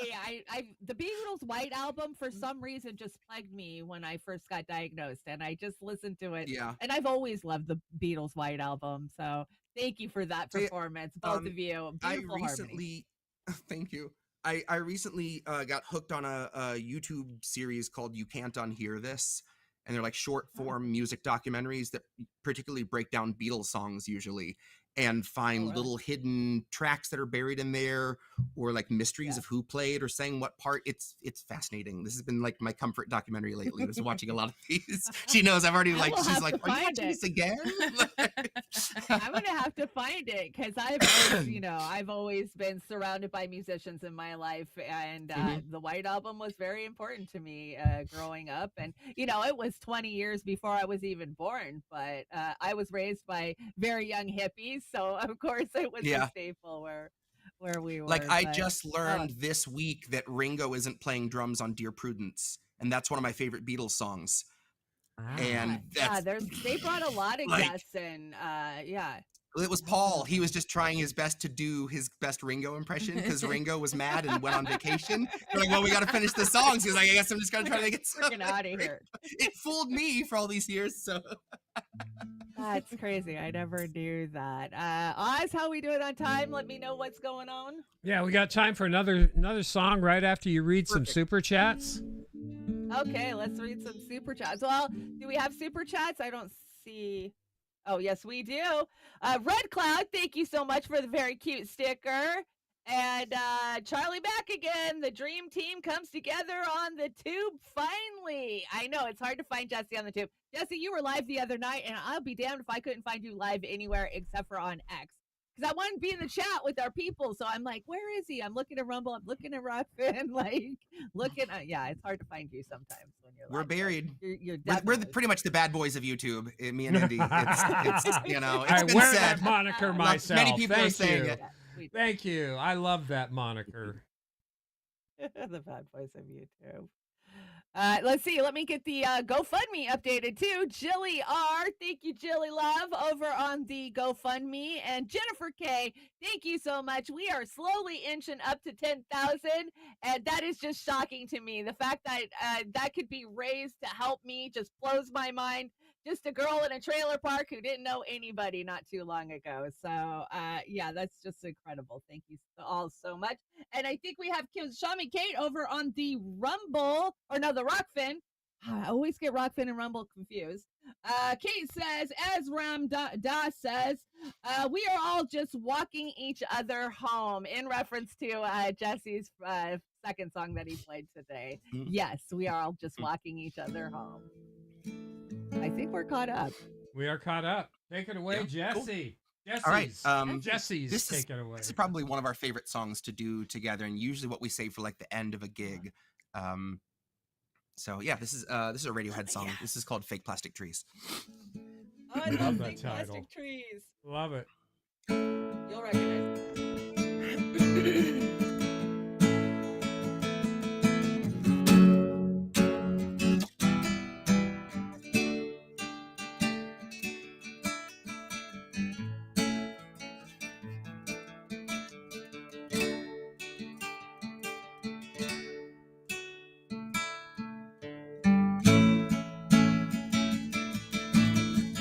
Plastic watering can for the fake Chinese rubber plant and the fake plastic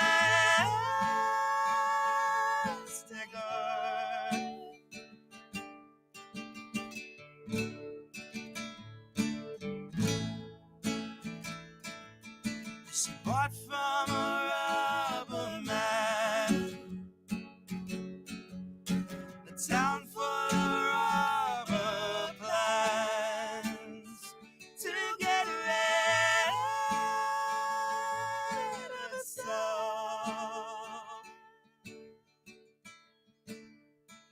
Wears her out. It wears her out.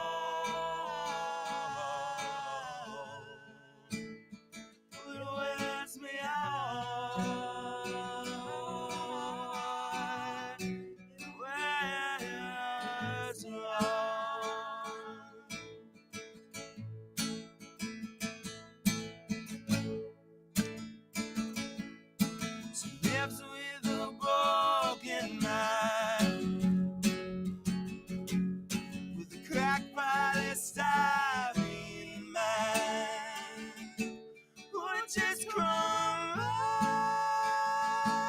and burns.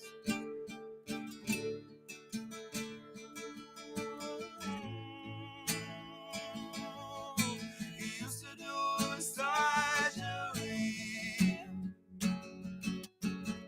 for girls in the 80s. The gravity always wins. Wears him out. It wears him out. It wears him out.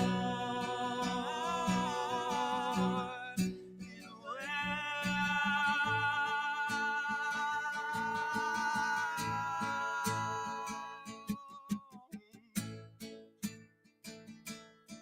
She looks like the real thing. She tastes like the real thing. My fake plastic love.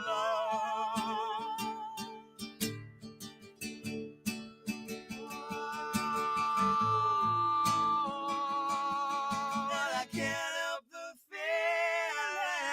feeling that I'd float through the sea if I just turn around. And it wears me out. It wears me out. It wears me out. It wears me out. But if I could be who you wanted, if I could be who you wanted all the time, all the time.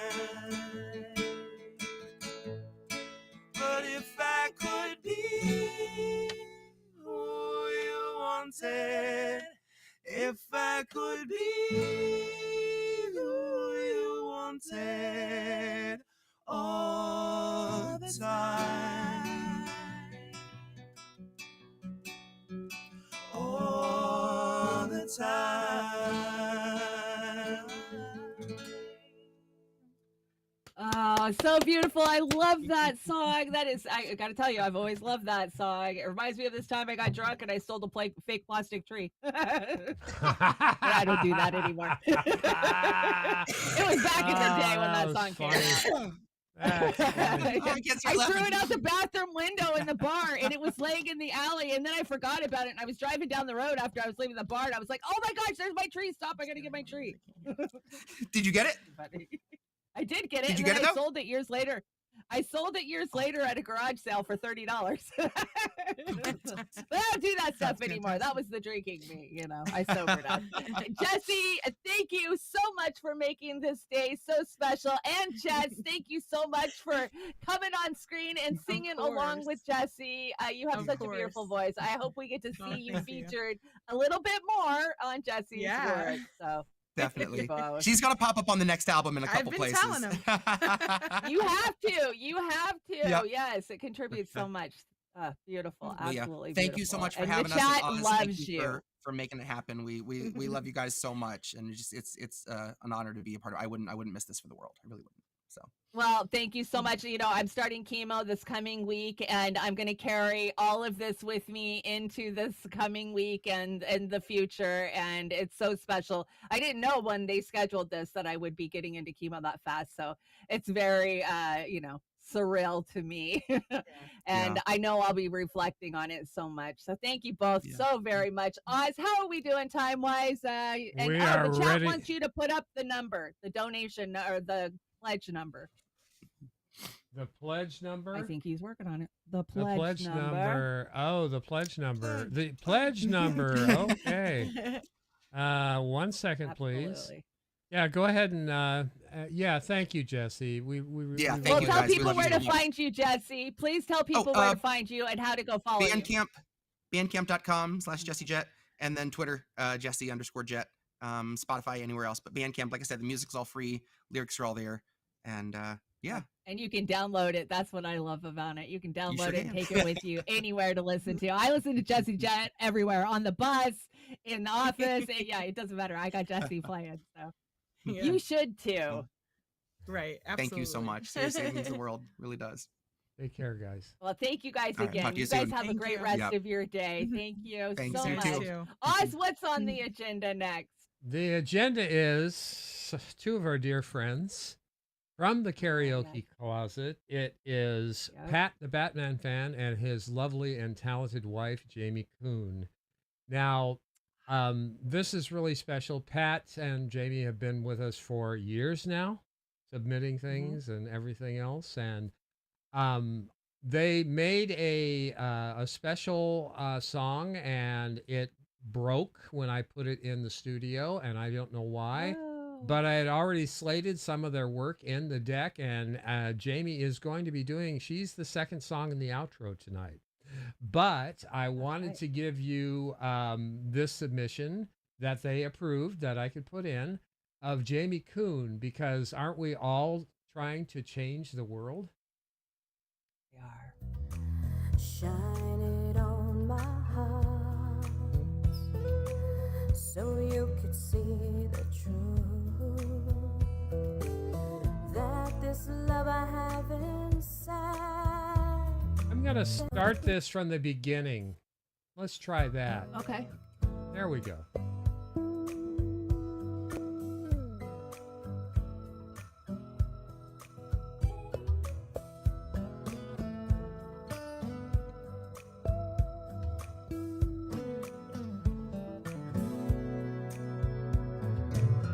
If I could reach the stars, pull one down for you, shine it on my heart so you could see the truth that this love I have inside is everything it seems. But for now, fight. It's only in my dreams I can change the world. I would be the sunlight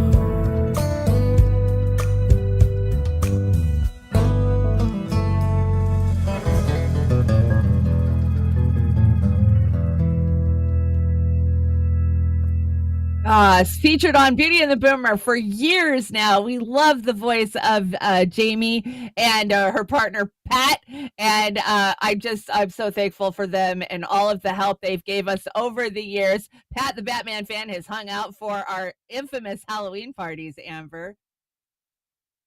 Amber's. Oh no, she lost sound again. Go away, Amber. Come back. Go away. Find your back. voice and come back. Okay. Stick around. Yeah, for stick it. around. Poor Well- Amber. Not only is she fighting a cold, she's fighting bad tech issues. And yeah, every time she goes out, she'll come back. She'll have her sound. So Okay. we'll and get a she'll- black box here for a second. Yeah, she'll be come back, frozen, and then we'll do that. But anyway, this is one of my favorites that Pat's done in the past. He nails this, and it's such a talented couple. It just the Jessies were great. We have another couple. They're great, and I just can't thank them enough for letting us do this with them and contributing today. Thank you so much, Pat and agree. Jamie. Here we go. This is Mac the Knife, one of my favorites. I used to sing this.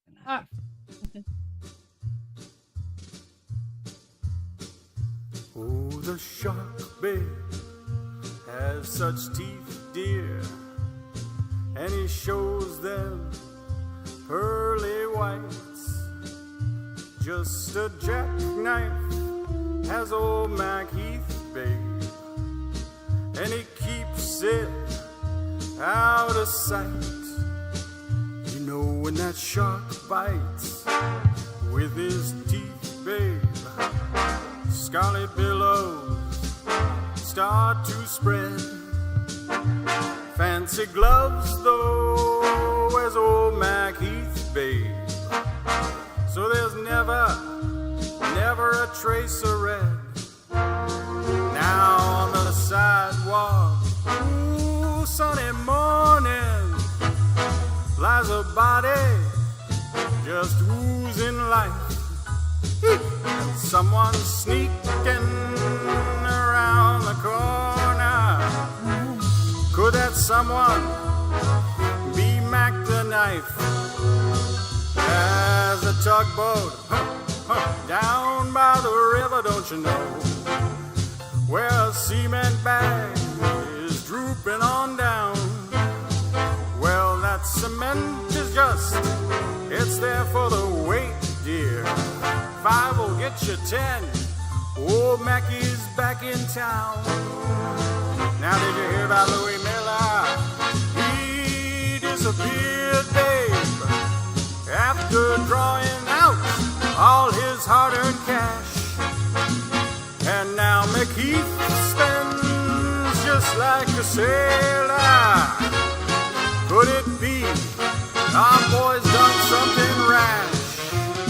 Our Jenny Diver, ooh, Suki Tawdry, Miss Lottolenya, and old Lucy Brown.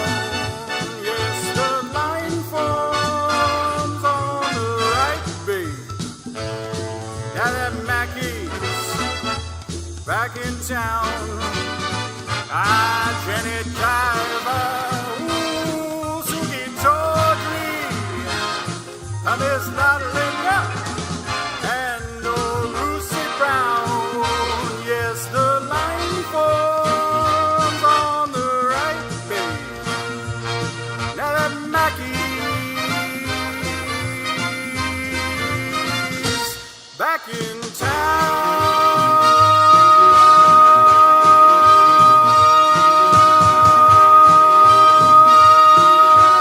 Look out, old Mackie is back. Woo! Love it. We love the crooner music here. And we played this on Beauty and the Boomer for years. Pat, the Batman fan, has even brought us special covers. Like I've called him and said, hey, you should do this. And remember the spoof we did about TYT? Oh my gosh, that was hilarious. He did it perfect. Beautiful voice, both of them. Pat and Jamie Coons, thank you both so much for contributing to the show and contributing to the years of the rising of Roar Media. Thank you so much. Amber, you're back. Did you find your voice? I'm back. Can you hear me all? You're back in town. Okay. Whew. I Yeah, love it. we We can were hear you. both jamming out back there in the Yeah, we were. background. You can't I help love but the move a crooner little when you music. hear big band. Super Right? fun. Makes you want to swing. It does. Oz, how are we doing? I know I see one of my favorite special guests hanging out in the back green room, and I should have dug my shirt out. Darn it, I should have. But just real quick, I want to thank Miss Amber King for sitting by my side here today and by my side for all of these years. Hopefully, we'll get a chance to take a look at the deck. We've got so many great pictures of things that we've done over the years. And Amber, I can't thank you so much for being my sister and having the amazing ventures that we've had, which included getting to hang out with our next guests and getting to know these people very well over the years. And so thank you to all of them and to Craig Pasta Jardula, who is in the house today. My buddy, my partner. What's going on, guys? Hey, Pasta. Pasta I in the middle. think I'm getting moved around. I'm getting set. I remember when we first met, we hung out, right? Now this is the Easter egg one. So this is the one that was done in the streets of LA. We did the one together in the streets of DC. We had the little clover and the censorship, but what a better time than right now as we are here for your fundraiser to break out the old shirt. Haven't worn it in a while. Love you, ladies. How you doing today? We're good. Amber's a little under the weather, but we're hanging in there. I sound like shit, Amber. but I wouldn't miss it for the world. Question, Oz, can I use the same link to share to the guest we have coming up? No, you can't. I've got to give you a new one for that. All right. Does everybody get the same new link? No, the cameras are all individual, so we cam individual here. This new fancy vMix indices standard that we have going on. And the background, I can't put my own background in either? We don't like your backgrounds, Pasta. You have terrible taste. Yeah, you can, but you probably had to come in on the advanced mode. No, I did come in on the advanced mode, but yeah, those who are technically challenged. What can you say? So, so that's why he's got cheese slice. Are you going to sing for us today, Pasta? Or dance? Not at all. Not at all. But listen, there are people waiting to get links, so give me that first. Let's get that done and out of the way. How do you want? Can you send that to me on Twitter, or can you send one to Steve, one to Fee? Yeah, I've only got two, so you can only have two at a time. Gotcha. And so what I will do is I will remind us again how this is supposed to be better and easy and well, we lost the camera right as we went live, so it is better and easier, and because we can bring much more media and have a bunch more fun, and we have full control over our audio, and we don't crash like some of you other shows do all the time. So 2 links, can't even set my background. You got a delay. Yeah, well. The only thing that's beautiful about this is I got 2 beautiful ladies with me hanging on out and stuff. Did you do a tech check this week, Pasta? No. Okay. End of story. End of story. Let me make sure I got everything on, because Oz with his gadgets. It looks like I got all my sound working properly, though, right? Yeah, you're good. We can hear you loud and clear. You sound great. Your sound is great. Do you want to do an update on the fundraising here real quick while Pasta's here? Yeah, let me see what's going on over at the GoFundMe. We've got Teresa L. Thank you so much for your very generous donation. Let me update this and make sure I'm not missing any in real time. Yeah, we're caught up over there. We got a new one over on the Rokfin, which would be Anna Maris. Independent media changed my whole world for sure. Ours too. Well, what do you say, Pasta? I'd say, there's a lot of stuff taking place today with independent media and rallies and events all over the place. I mean, this is not the only event taking place. I know. Obviously, I heard there's a whopping close to 250 people out in D.C. for the backdoor Rage Against the War of the Machine, which I was supposed to be in, but I said no way, because I believe that to be anti-war, you have to be anti-Zionist, right? Yes. And the Zionists that were on that stage, I mean, the Rage Against the War Machine at least listed one of their rules as not a dime more for Israel, right? Not a single cent more. Yeah. And I really think it's kind of crazy. We're here today, and I mean, this is one of those things too, as well. You know, when I had a last conversation with Oz and Amber, and we were getting ready for the place, it's like life sometimes hits you right in the face, and like all of a sudden you have to realize that what's really important, and how important you are to us, Chanda, how much we love you, and you know, how much you mean to us. And we used to do shows about, you know, To Hell and Back. We used to do shows talking about addiction, talking about what's going on. And it's such an integral part of what's going on today. I mean, people in this country, unfortunately, are mentally ill. And they are mainly mentally ill because I feel they're so imbalanced because Big Pharma has thrown so many drugs on people. And I experience it nowadays. So many people who are on different medications maybe necessarily didn't need to be there. Maybe some therapy could have helped out. Nutrition. But I think we said before too, Chanda, a drugged up nation is an easy nation to control. Yes or no? I mean, Yeah, you know, and I look back at those To Hell and Back days. I was just on the To Hell and Back deck yesterday, kind of looking back at what we had on there for the show today. And I'm shocked, Pasta, at the things that we covered, the interviews that we did, the interviews that you did. And now I'm at a point in my life where I'm looking to Big Pharma to save me. And I don't trust that that's what their best interest is. Their best interest is their bottom line and stuffing their CEO's pockets.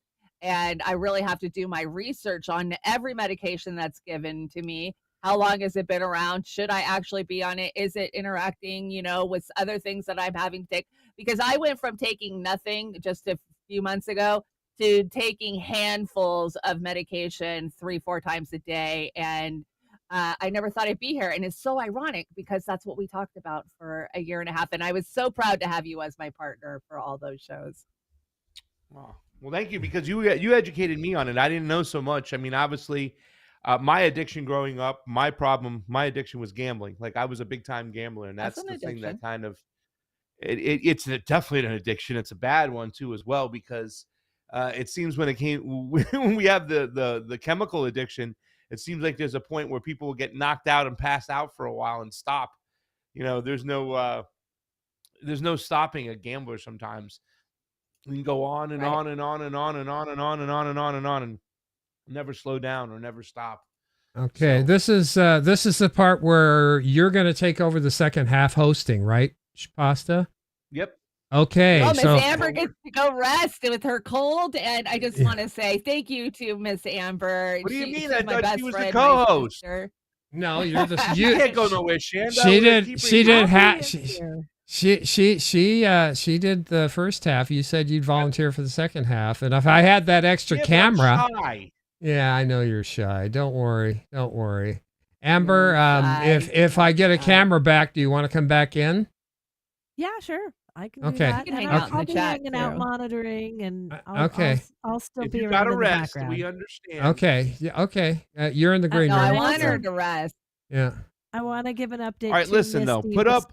Misty Winston was supposed to come on, and she's under the weather, also, as we like to say, and headed to the hospital. So prayers to Oh, Misty, no. and Poor Misty. we do have a deck with a bunch of awesome pictures. I hope we keep showing a little bit of that. And I just want to say, Chanda, like, I mean, everything that's been said today, I can echo again. I first got to meet you through all of the activism, and when we were looking for more people to join on Roar, we were like, I bet Chanda would love this. I bet this is just what she needed.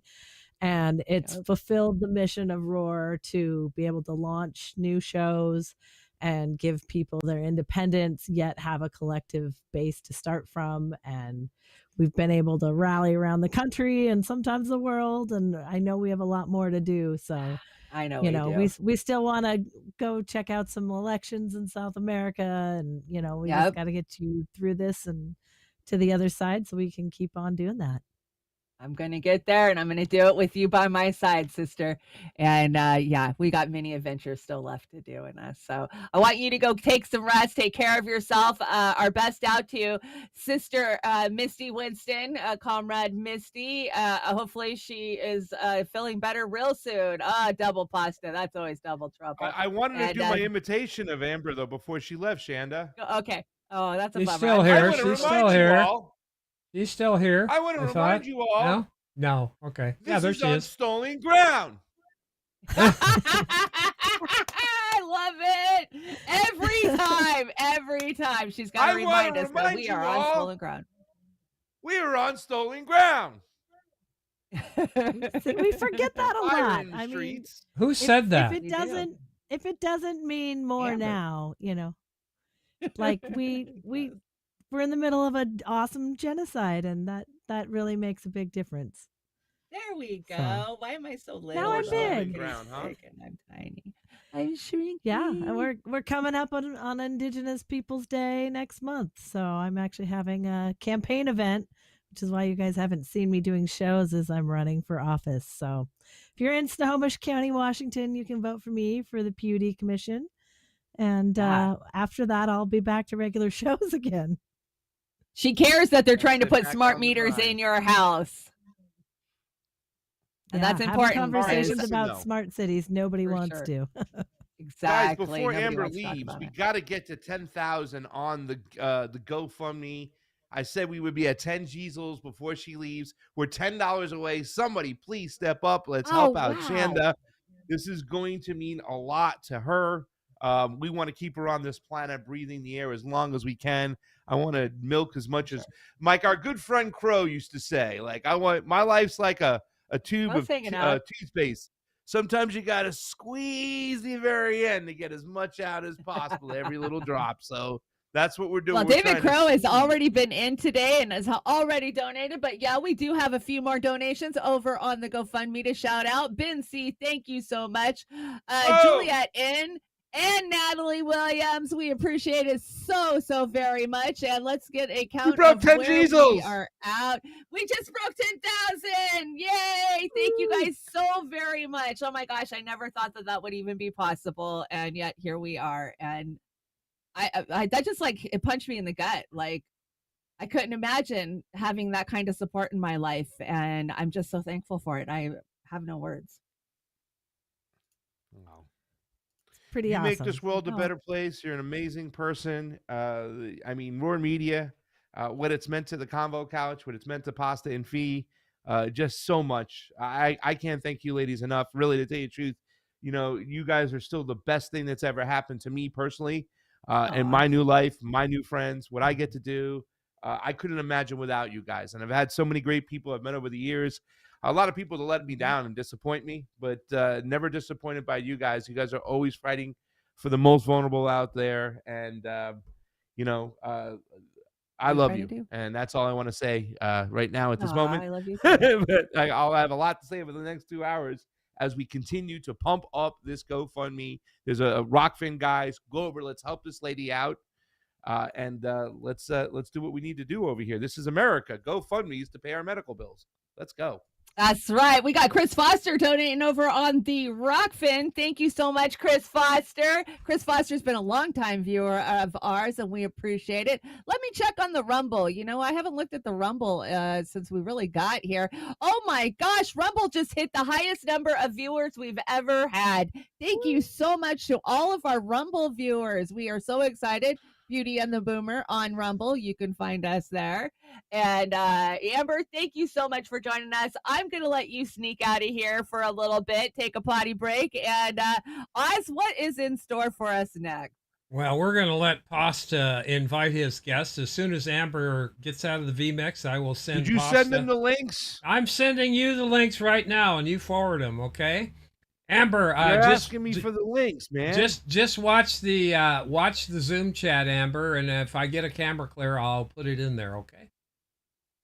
All right, sounds good. All right. Have thank a you. great afternoon, and you guys keep going. I'm going to be hanging out in the chats and in the background. So much love.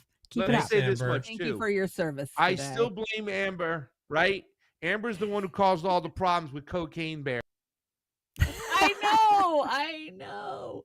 Did he just drop out? Oh, there he is. Promoted Cocaine Bear. She promoted Cocaine Bear, and then we had to go see it.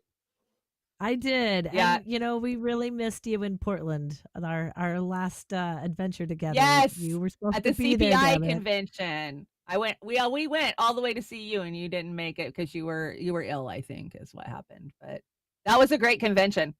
It really was. Scott Ritter, Caleb Maupin, so many, Garland Nixon, a lot of great voices that were at that convention. For sure. Okay. I'm going All right. to. Pasta looks frozen. Is that just me? He keeps, Yeah, he's kind of keeps- glitching. I think Yeah. his internet might be. He's got tanking a bad little. internet. He's got bad internet. We'll see. Well, All he right, is go in with- Florida. Are you still in Florida? Or are you back in California? Where are you at? California. Yeah. You're He's in just- California. I don't have He to wa- worry about Hurricane Helena taking you out. He was doing that. Weird. Yeah. I will. Yeah. Go ahead. Okay, Amber. We'll catch up with you later, most likely, or if we don't, thank Oz, you give me again so much. links. As soon as Amber's out, I will give you the link. Thank Yeah. you, K8 Max, for joining us And today. there I are, threw you there a are the link. links, Pasta. They're in your email. We need to crop Pasta's screen there. You're I already know, on he it. comes in, That's who- why he's the engineer with the most. That's why Yeah. he's the man behind the curtain. Good job, Oz. Thank you so much. Pasta, over the years, we have interviewed a lot of people. I got to say, one of my favorite shows was when we interviewed Jason Burmis over on To Hell and Back. Do you remember that show? That was a great one. We dropped a lot of truths. Can Pasta hear me? Hello? Hello? Oh. Pasta? I don't think he can hear me. I don't know. Maybe we lost his audio. For some reason, that camera seems to be glitching, but it wasn't. It was doing that to Amber, but It's it not the wasn't doing camera. audio. No, it's not the camera. It's the internet. So, Oh, anyway, it's can you hear internet. us, Pasta? Yes. I don't. Okay, he can hear us now. He's doing something. He's inviting He's his guest. busy. He's inviting his guests. We're excited for his guests. Farron Franzak is in the chat, my friend. We used to do a show together called the CC Gals, which stood for Court Cunts, and we covered the whole entire Johnny Depp Amber Heard saga. Thank you so much for your donation to my friend Farron, the reporter. She says, "Beautiful Shanda, I was gonna pop in, but I have no power. Hurricane Helena, praying for you, miss you. We need to catch up. You're a ray of light and a great mentor. Nothing will compare to our Depp Heard streams. Love you. Objection, hearsay. Yes, that was a key phrase during that trial. And Oz sent me a picture just yesterday of Amber Turd embraced by none other than Kamala Harris. Oh my gosh, it was so vomit worthy. She would love the Amber Turd. It seems like all those things we told you about Hollywood are starting to pan out a little bit with the whole P. Diddy case coming in. And I've done some deep dives on the P. Diddy thing over the years. And yeah, it's no surprise to me because we've known for a long time what Hollywood's truly about.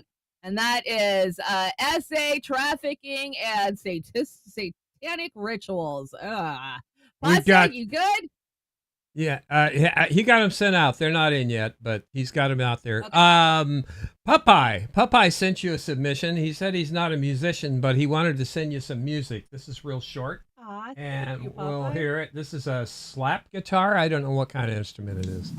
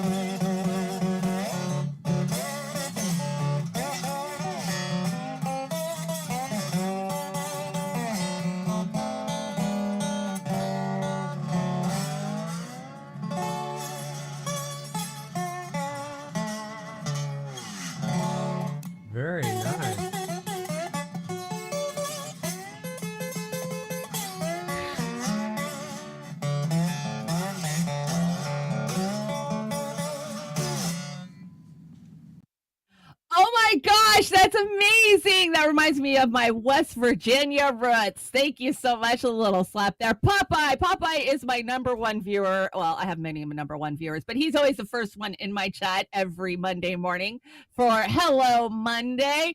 And I thank you so much, Popeye, for thinking about me. And Popeye holds down my Discord. Yeah, you can join the Trailer Park Discord if you go to my stream every Monday morning, and it's in the description box below.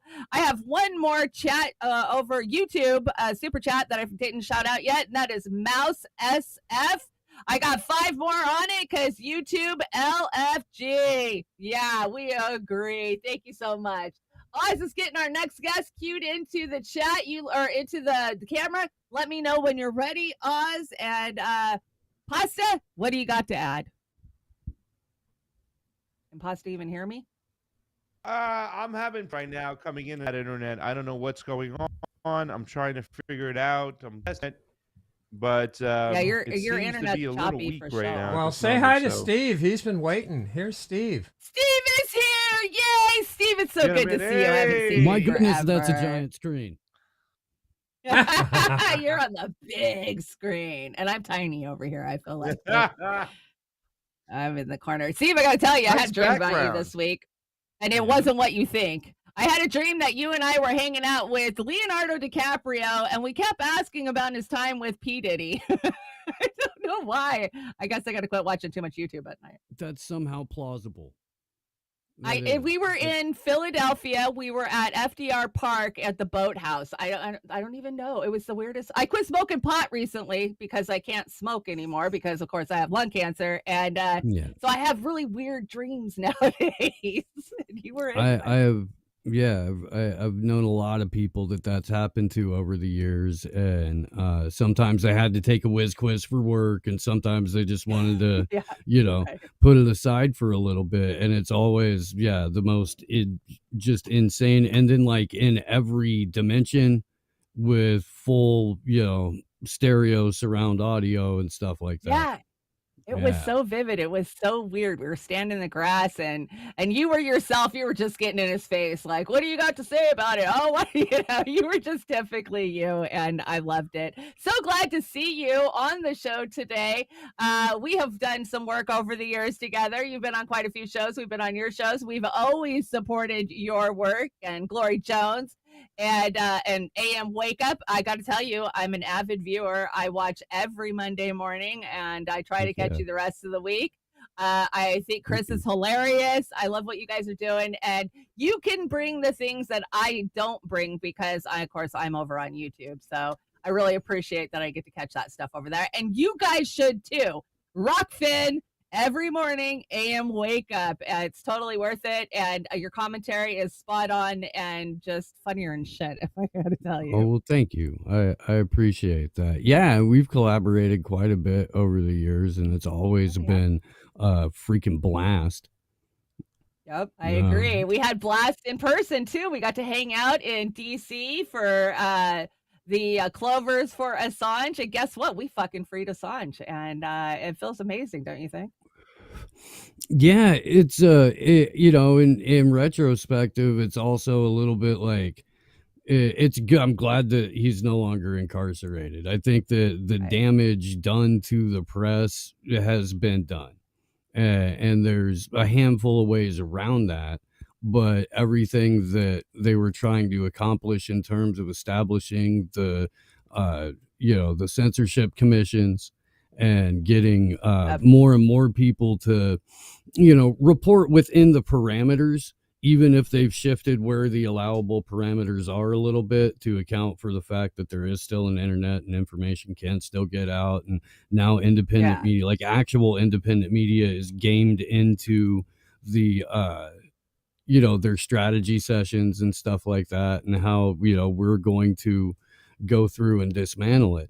So it's interesting to me because effectively in total isolation for 5 years. And in that 5 years, we saw journalism go from primary source documentation to, okay, here's some Twitter files, there's screenshots, don't worry, trust us. Yes, the hand-selected reporters we had to do this work had to clear everything with legal, but don't think about that. Think about this as what journalism is going forward. We're And absolutely so, more professional than mainstream media. They misquote, they take shit out of context constantly. It's just a big corporate, spoonful of take what we want to put down your throat, and if you don't like it, too bad. But independent media has been so badly suppressed, and you have been around for a lot of that. You've experienced it. We've had the boot on our neck. And yeah, even though Julian got freed, he didn't get pardoned. And they accomplished what they wanted to, and that was to shut up the independent media. well, the thing that most people missed on that is that the target wasn't mainstream journalism outlets. It wasn't even necessarily, the flip side of that coin in the mainstream alternative media. All those guys are still safe. The mammies. You and I always talk mammies. You're one of the only other people I see talking about the mammies other than David Icke, and I love it. Keep it up. And it's citizen journalists, the people who were on the ground in Poland to debunk the 2 rockets that fell over there. It's all of the people that had all of the different footage for Wait a second. a Jack handful of Posobiec different says events. that was an act of violence. Jack Posobiec said that was an act of violence and it must be paid back in blood. Steve, don't mean to cut you off. You gonna listen to some Polak pasta? I mean, I love on. it. I love watching am a YouTube Polak. stomp on each other. Keep it up. But My favorite. But yeah, I mean, so it's those people, the people who were filming nonstop during a whole bunch of every protest, people like Ford Fisher. That's what any precedents going forward were set for Assange, because he wasn't tried as a journalist. He wasn't tried as a publisher. He was tried as a private citizen.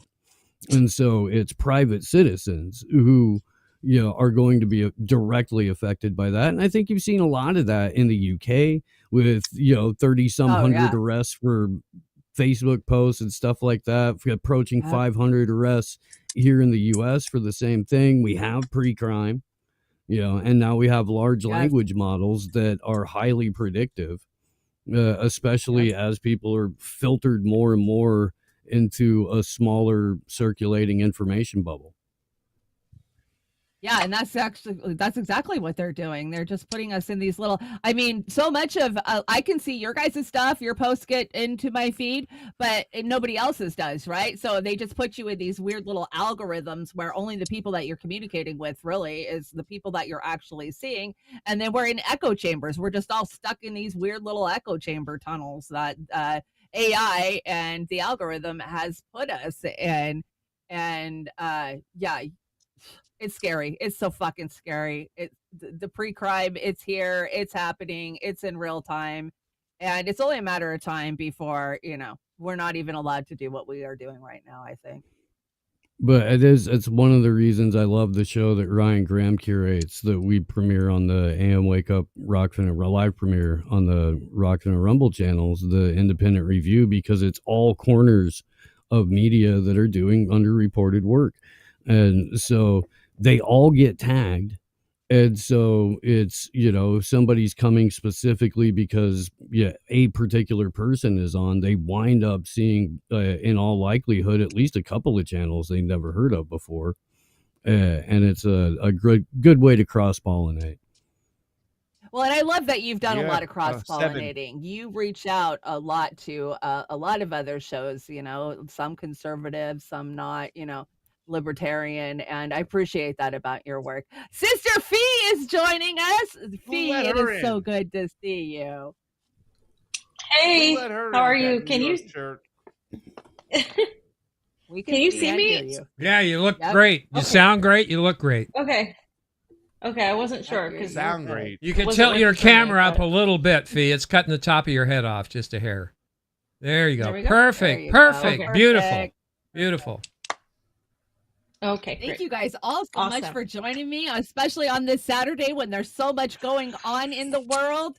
Fee, I would love an update from you. What do you think about Zelensky being in town and not only meeting with Harris, but meeting with Trump? Well, I think I was hearing the tail end of like all of you were talking about, right? And I just think it serves to show that there's a lot of people once again pushing, I think purposely this time, whether people are getting paid or not, but pushing the duopoly, pushing, well, the uniparty, as we should call it, Donald Trump as a savior, when Donald Trump has just said that he would blow up Iran into smithereens, when Donald Trump is meeting with Zelensky. And of course, that's the Zelensky curse as well, by the way, right? So, and that hasn't gone wrong yet. And it just shows me that people aren't really serious about what they say, or that at some point, you know, and I get it, everybody has a price, or at least most. And what it seems like to me is that independent media itself has a problem of regurgitating these same narratives. And I think all the people here, of course, are very, very much aware and have been aware of that for a long time, at least the four of us here, including Oz, so 5. But, you know, it really is kind of a moment for me where I feel things are just very, very down. I am very, very much in a dark place in terms of my cynicism, and I wouldn't call it cynicism. I would call it realism at this point, where I'm seeing what happened with Hezbollah, what's happening with Russia, Ukraine, what's happening with Israel, all of that, the ability of Israel to go and kill people and nobody can do a damn thing about it, or nobody wants to, or, you know, there's some sort of infiltration going on. There are different things going on. And I do feel hope, but that is the last thing I want to feel. I don't want to rely on that. I'm not here to rely on some sort of 5D chess move by anybody. I am done with that. I have been done with that for a long time. And I feel like there are people out there who are still waiting for a savior to come. And I think that that is detrimental, and it's dishonest for people pushing that to their viewers and to their followers, especially very influential people. But Brett Weinstein and Charlie Kirk say, along with Jordan Peterson, that we need to rescue the Republic, and to do so because this is the most important election of our time, says Donald Trump. I've heard that Russell Brand is going to show up in his baptism tidy whities at Rescue the Republic so and going just off on that on turn Monday. it into a revival moment. The time he has for a messiah complex. Yeah. Dude, yeah, that clown. Does he ever? Freaking clown. Yeah. You were also mentioning Matt Taibbi too, as well. We were talking about the Twitter files, and you know, Matt's had a history behind closed doors as far as not wanting to talk or be confronted. You know, I can think of a person in particular, Jason Burmis, who at one point had wanted to talk to Matt, or had sent Matt information, I think, on 9/11, and he kind of punted.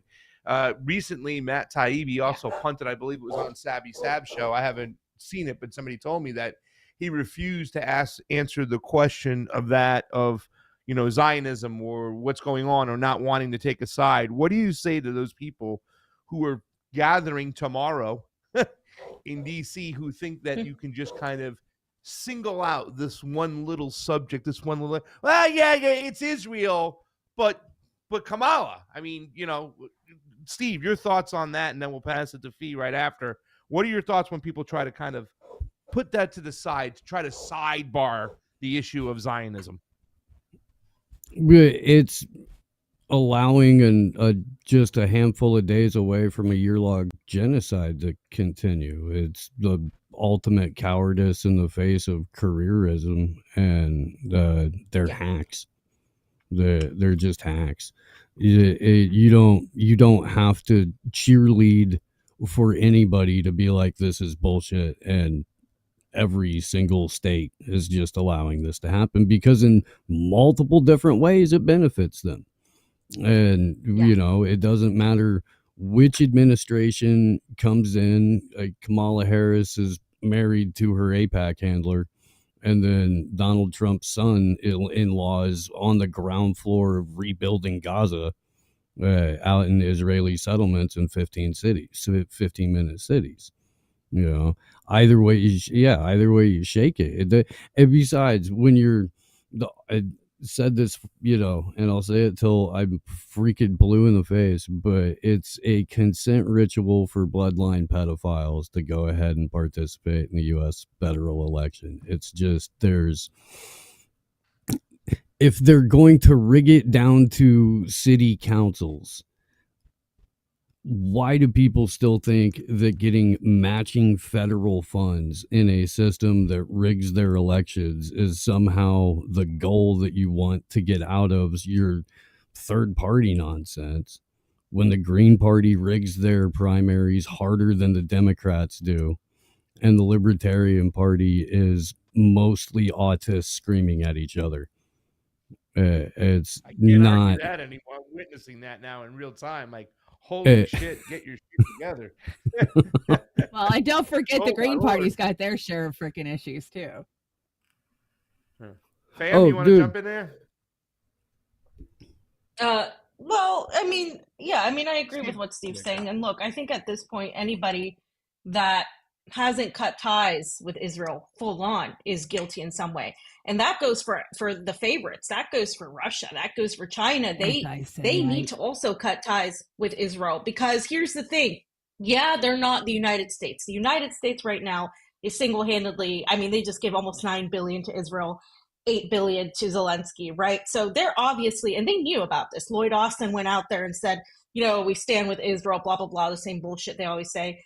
And I think that obviously we know that the great Satan stands with Israel. But at the same time, we have had almost a year of diplomatic attempts to tell Israel to do the right thing. They're not going to stop. They literally tell everybody every single time what their objective is. Their objective is to take Lebanon, to take Syria, to take Iran, to take Jordan, to found the Greater Israel Project. They have been extremely honest about this whole thing. The only people that don't buy it are everybody else who's pretending to not buy it.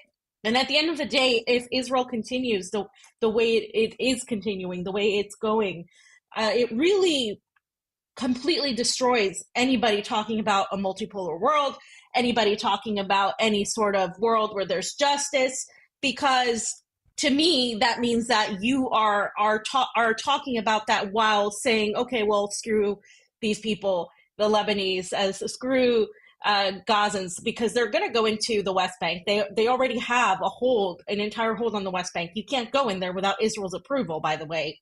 And if you manage to sneak in there, you're scared to death that they might, do something to you. And that was my experience being there. That you're and you being an American, you're fine. But the way that these Palestinians get treated, that's not going to change, because guess what? They have, everybody that I mentioned has some sort of tie to Israel, whether it's through Saudi Arabia, whether it's through some sort of trade they're doing with Israel. There's freaking Israeli hummus here. And I about lost it because I couldn't find hummus that wasn't Israeli at the supermarket the other day. Really? And then I found one that wasn't. Yeah. And by the way, hummus is not Israeli. It comes from Palestinians from that region. And I was just about what the hell is going on? Why hasn't everybody cut ties? What is there? To me, it seems they're leaving Palestinians and leaving these people out to dry, and people are just going to continue like status quo once Israel does what it wants. I'm hoping that perhaps there'll be some sort of retaliation coming, but I can't really say that I have my entire faith. I'm not going to sit here and tell people what to do either, because that's, the bombs aren't being thrown at me. The bombs aren't being thrown at my families. So I'm not going to point my finger like this, but I'm also not really optimistic about this whole thing. And it just, I'm just at a point where I don't have too much hope for people to do the right thing, to put their money where their mouth is, because that's really what it is about at the end of the day. This is not an ideological fight, it seems, for people. This is more of an economic perspective. And so I think in real time, a lot of people who are supportive of this idea of, the resistance and everybody, including Russia, China, everybody fighting against Israel and the U.S., well, these countries are not going to get involved in what they are calling a regional conflict, even though this could become a hugely global conflict if this continues to escalate. So yeah. Well, it's also here's my next- multi-generational blackmail and spying and spyware and, you know, the human trafficking thing that Yes, is human keeping trafficking a lot is of so on the a agenda. lot of nation And by states the way, yeah, at bay. talking about the libertarians, I am so just enamored by the fact that how little they know about what's really going on. So many of them praising Elon Musk and this, you know, a lot of them really bending the knee right now. People we know, you know, ready to vote for Donald Trump, Martha Bueno, Clint Russell, all these people that I've, you know, like, holy cow, what happened? Why am I being more libertarian than the friggin' libertarians? Here's my next question to both you guys. Steve, you know how we feel different about when it comes to the election process. Even Fiorella would not participate in this. You guys understand my reasoning. I think you disagree with it. I still think your solution is the best. If people were to come together and let's chain these motherfuckers down, the doors down until they give us a system that works, right? That would be the best way.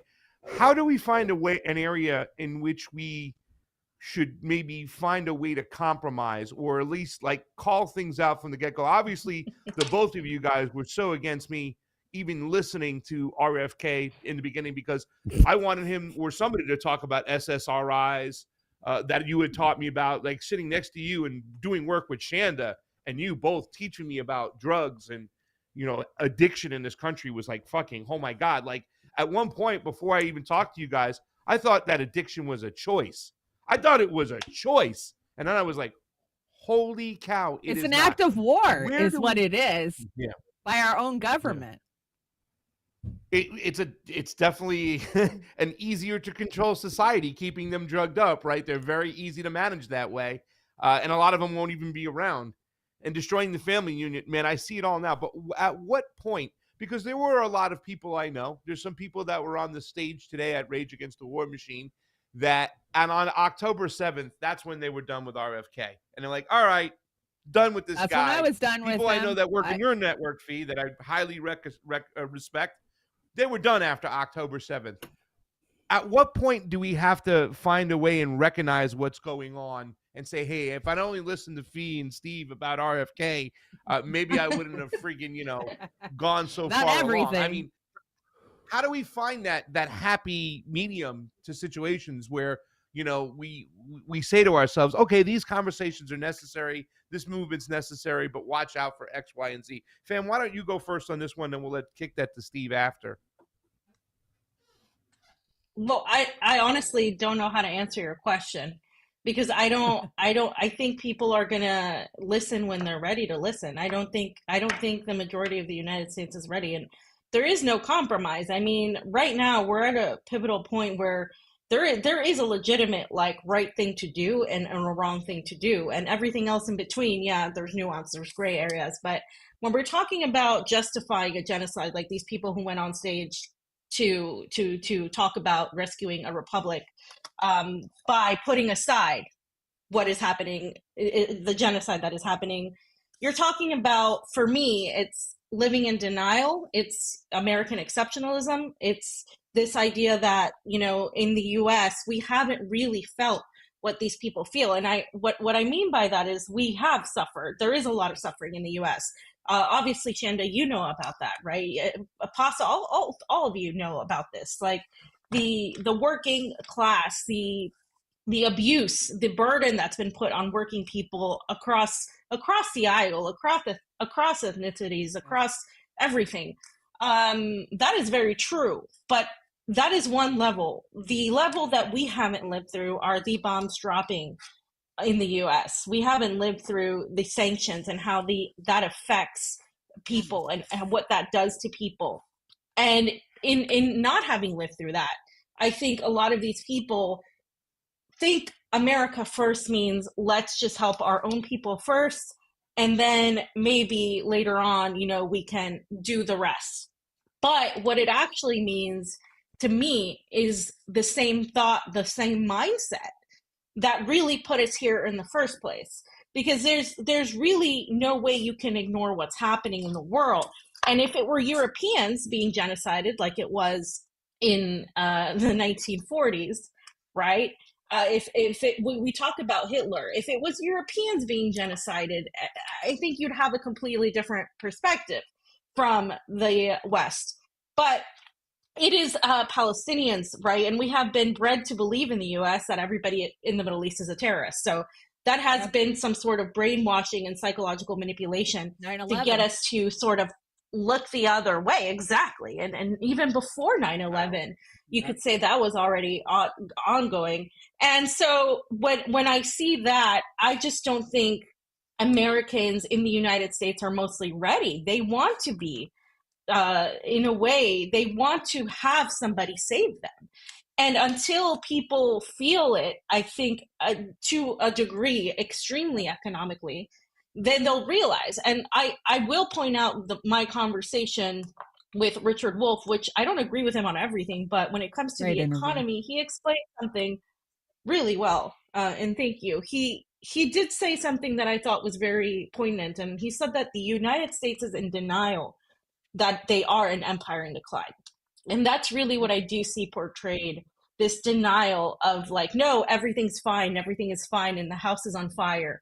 And it's that meme where the cartoon is like sitting on the chair and everything around is on fire. And once there's an explosion, that's when you can say, okay, that's when people will listen. But right now, I think still we have a problem where people who say things like what I'm saying, or what some of you are saying here right now, we're looked on as like being too aggressive and too just not accepting and not diplomatic enough.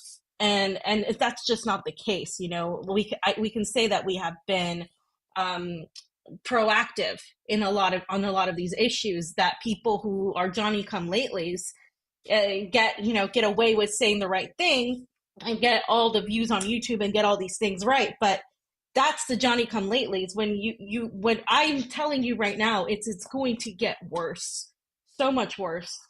And I think people need to start paying attention to the Johnny come earlies, I guess. Yes, Oh, absolutely. we just got I another agree. donation in there, by the way. We're up to $10,200. Shanda, I've been not going to you as much because I'm trying to conserve your energy, keep you rested, keep you ready to rock and roll. I wasn't knowing if you were going to be here or not. Ladies and gentlemen, we're here to help support Chanda-Masta's battle against lung cancer. There's a GoFundMe. You can go to the Rokfin, help us out. We're over 10,000. Let's get this sucker up. I mean, this is what we have to do in America nowadays to get people the proper help they need. Steven, you're a Johnny come early. Why don't you piggyback on what we just talked about right now? I mean, obviously we did a show together for quite some time, and I think we're on two ends of the spectrum where, you would call out the bullshit right away, and I'd say, well, wait a second. What can we salvage out of this? What can something positive come out of this? But sometimes I end up with a lot of egg on my face. Please go right ahead. Well, the positive that comes out of this, and the way that we put an end to it sooner rather than later, is people moving further away from the system everywhere, in every way, because it's biometric surveillance across the board. It's digital IDs that are being pushed across the board. This is in every single country. It doesn't matter where you are. And as that moves to digital currency, which they're international trading systems and stuff like that, third-party vendors are all saying that infrastructure is going to be in place by 2025. And that doesn't matter what country you're in or what currency you're trading in. It's all going to be processed through a Bank of International Settlements underwritten digital currency. So you can sell it as various forms, especially here in the West, where it'll be bank issued, it'll be corporate issued. You'll all be able to trade it through X, because that's the only place you're ever going to be able to do anything. That's what Elon told us, right? We don't have anything like WeChat outside of China. So I'm going to copy WeChat. Let's do that. You can't function in China if you're not on WeChat. That's what he said. And then his buddy in the room goes, step 1, buy Twitter. Step 2, copy WeChat. Step 3, profit. And he goes, yeah. Did you see the list of the investors for Elon into X? Yeah, but you can't see the members on the board of X Corp that owns all of the other entities under the X whatever. But And the yeah, names we they're all got were redacted. still shocking. Yeah. The Yeah. central digital currency, it doesn't matter what country, who's president. I mean, it all comes down to, you know, the families that are in control. I know all of you have always talked about them. And how do we, I mean, what is the solution? Is it mass protests in the streets? Is it general strikes? How do we opt out of this system? So you can't get America doesn't have as a country doesn't have the will for any of that. They also have the same lack of will for a civil war. So everybody that tries to prop up that narrative is, you know, selling you something too. But what we can do and what people are doing, and one of the things we try to drive home on, you know, both AM Wake Up and Slow News Days, it doesn't have to be this way. There's already everything that needs to happen, somebody's already done. We have to be able to remember that people need to be given permission to not be beholden to a machine designed to kill them, and think that the solution to a machine designed to kill you is to slap a couple shiny new parts on it every 2 to 4 years, because all you're doing is prolonging the life of a machine designed to kill you. So you need to be given permission. People need permission to leave that and start designing a machine that isn't built to kill everybody or slowly grind them to death. There's a number of different ways that you can do that, but the most important, Gomez, is counter economics. You know, and it's, you know, other methods of currency and exchange that aren't underwritten by Bank of International Settlements. I would prefer, you know, anything other than crypto. Yeah. Let me just jump in there real quick, because this is something I had Derek Bros on the other day. We did a dual stream. We had Derek Bros on. I said, well, you know, look, I agree. And what was her name too as well? Oh my God.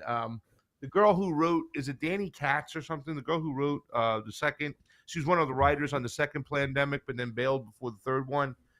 She wrote the book on Betterocracy. I can't remember her name. She was on too as well. And we talked about this, building parallel systems. And you've talked about this for quite some time.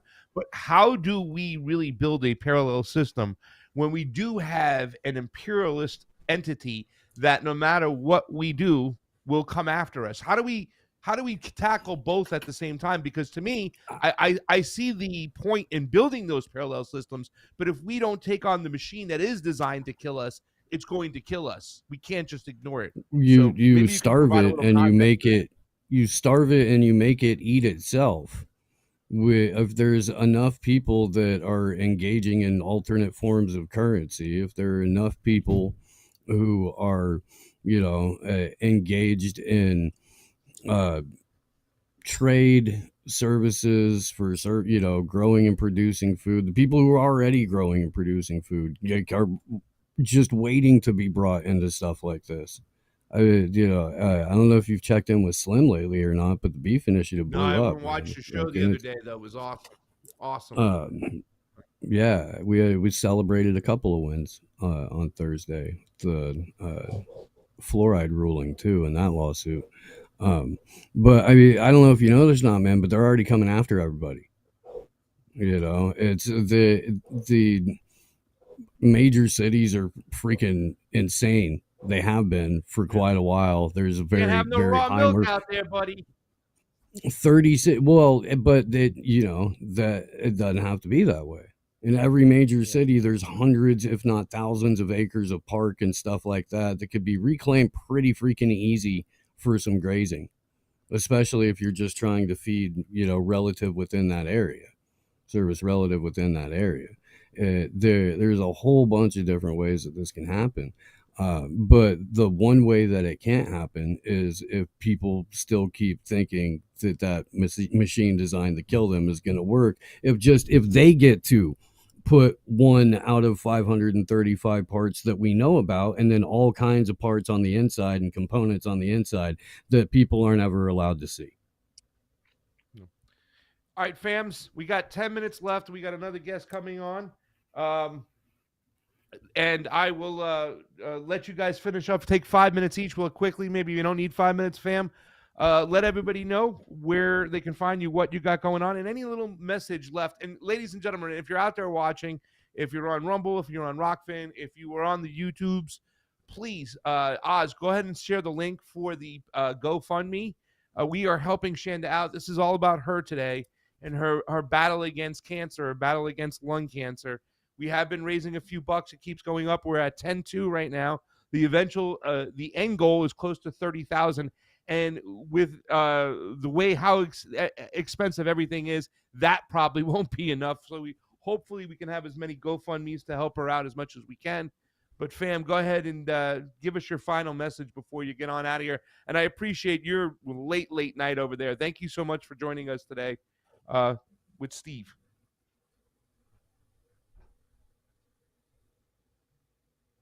Yeah, that's nice. That's interesting, Steve. Why don't you go first, Steve, while she's... Well, yeah, no. Thanks for putting this together, and thanks for bringing everybody out, and all love to Chanda and Oz. You've been working your ass off and just being a soldier through this whole thing. So yeah, if anybody hasn't contributed to this so far, I would encourage you to do so, or at least think about it, share the links out, stuff like that. Yeah, well, there we go. First of all, guys, I just want to say, please support Chanda. There she is. You back? You're back, fam. Go ahead. Steve was just finishing up because we had Steve go while you were being messed up. So yeah, but Steve was saying, finish on up, Steve. And where can they find you in your new venture with Derek Bros and all that new stuff going on, the new alliance that's taking place? Yeah, so I don't know if there's a website for it yet, but the Independent Media Alliance thing, there's a website coming, possibly an Odyssey channel thing coming. And there's been 2 panels so far. Yesterday's was Ryan Christian and Catherine Austin Fitz and Ian Davis, a couple other people. Fantastic. Whitney was on for an hour. Yeah, the lag's fantastic. But yeah, amwakeupshow.com for everything else. Yeah, it's finished. By the way, yeah. By the way, they took down already. I believe YouTube already took down the second panel right away, almost. Yeah. I mean, it's just. Yeah. It reminds me of AM Wake Up, the very first video you put up with Whitney. Like a day later, it's gone. Yeah, and Catherine Austin Fitz is on YouTube's no-fly list for sure. They don't like her. Whitney calling Jimmy out during the last time he had her on was just beautiful. I gotta say. Well, explaining to Jimmy that Elon Musk is not the savior of free speech was something probably should already know going into that or situation, Rumble, but who knows? Peter Thiel. Fee, I want to thank you so much for joining us. Is Fee still here, or is she out of here? She looks frozen again. Here. She does look frozen, but I just appreciate her coming all the way in. My sister Fee, we've been on the ground for so many events over the years, and we just love what she does. And it's been a pleasure watching how far she has progressed with her trade and her craft all these years. And I thank you all for joining us. There she is. Fam, I don't know how much you can tell us about what's going on in your situation, or if you have to be quiet on it, but you want to let everybody know what's going on with you and the fate of independent media as we know it moving forward. Oh, she locked up again. Bummer. No, she's moving. Oh, I see her eyes blinking. Maybe she just doesn't hear us. No, there's like a big delay. Oh, she's got a super delay. Well, she's on the other side Are of the you eating planet, string so cheese? I am. It was time for my I made handful of Big Pharma. I have to take a handful of Big Pharma now that I have lung cancer and I have to stay alive. So I have to take 9,000 or 12,000 milligrams of sodium a day. It's really fun. Blast! I get to be one of the 1 in 5 on the back of a cigarette pack. All right, well, that's it. Let's get you crazy kids out of here. Steve, thank you so much for jumping on in and helping on out. Yes, The thank you so fundraiser much, went up Steve. Good another to see ya. $100. Guys, thank you Awesome. so much. Please go over and help Shanda out. Go Thank you check out guys so AM much. Wake Up in the Morning. They got the new Media Alliance, also Slow News Day. You still doing Blunt Force, I believe, too, as well. If you want to learn about some Yeah. relationship stuff, go check out Oh. Blunt Force, Steve Poikinen.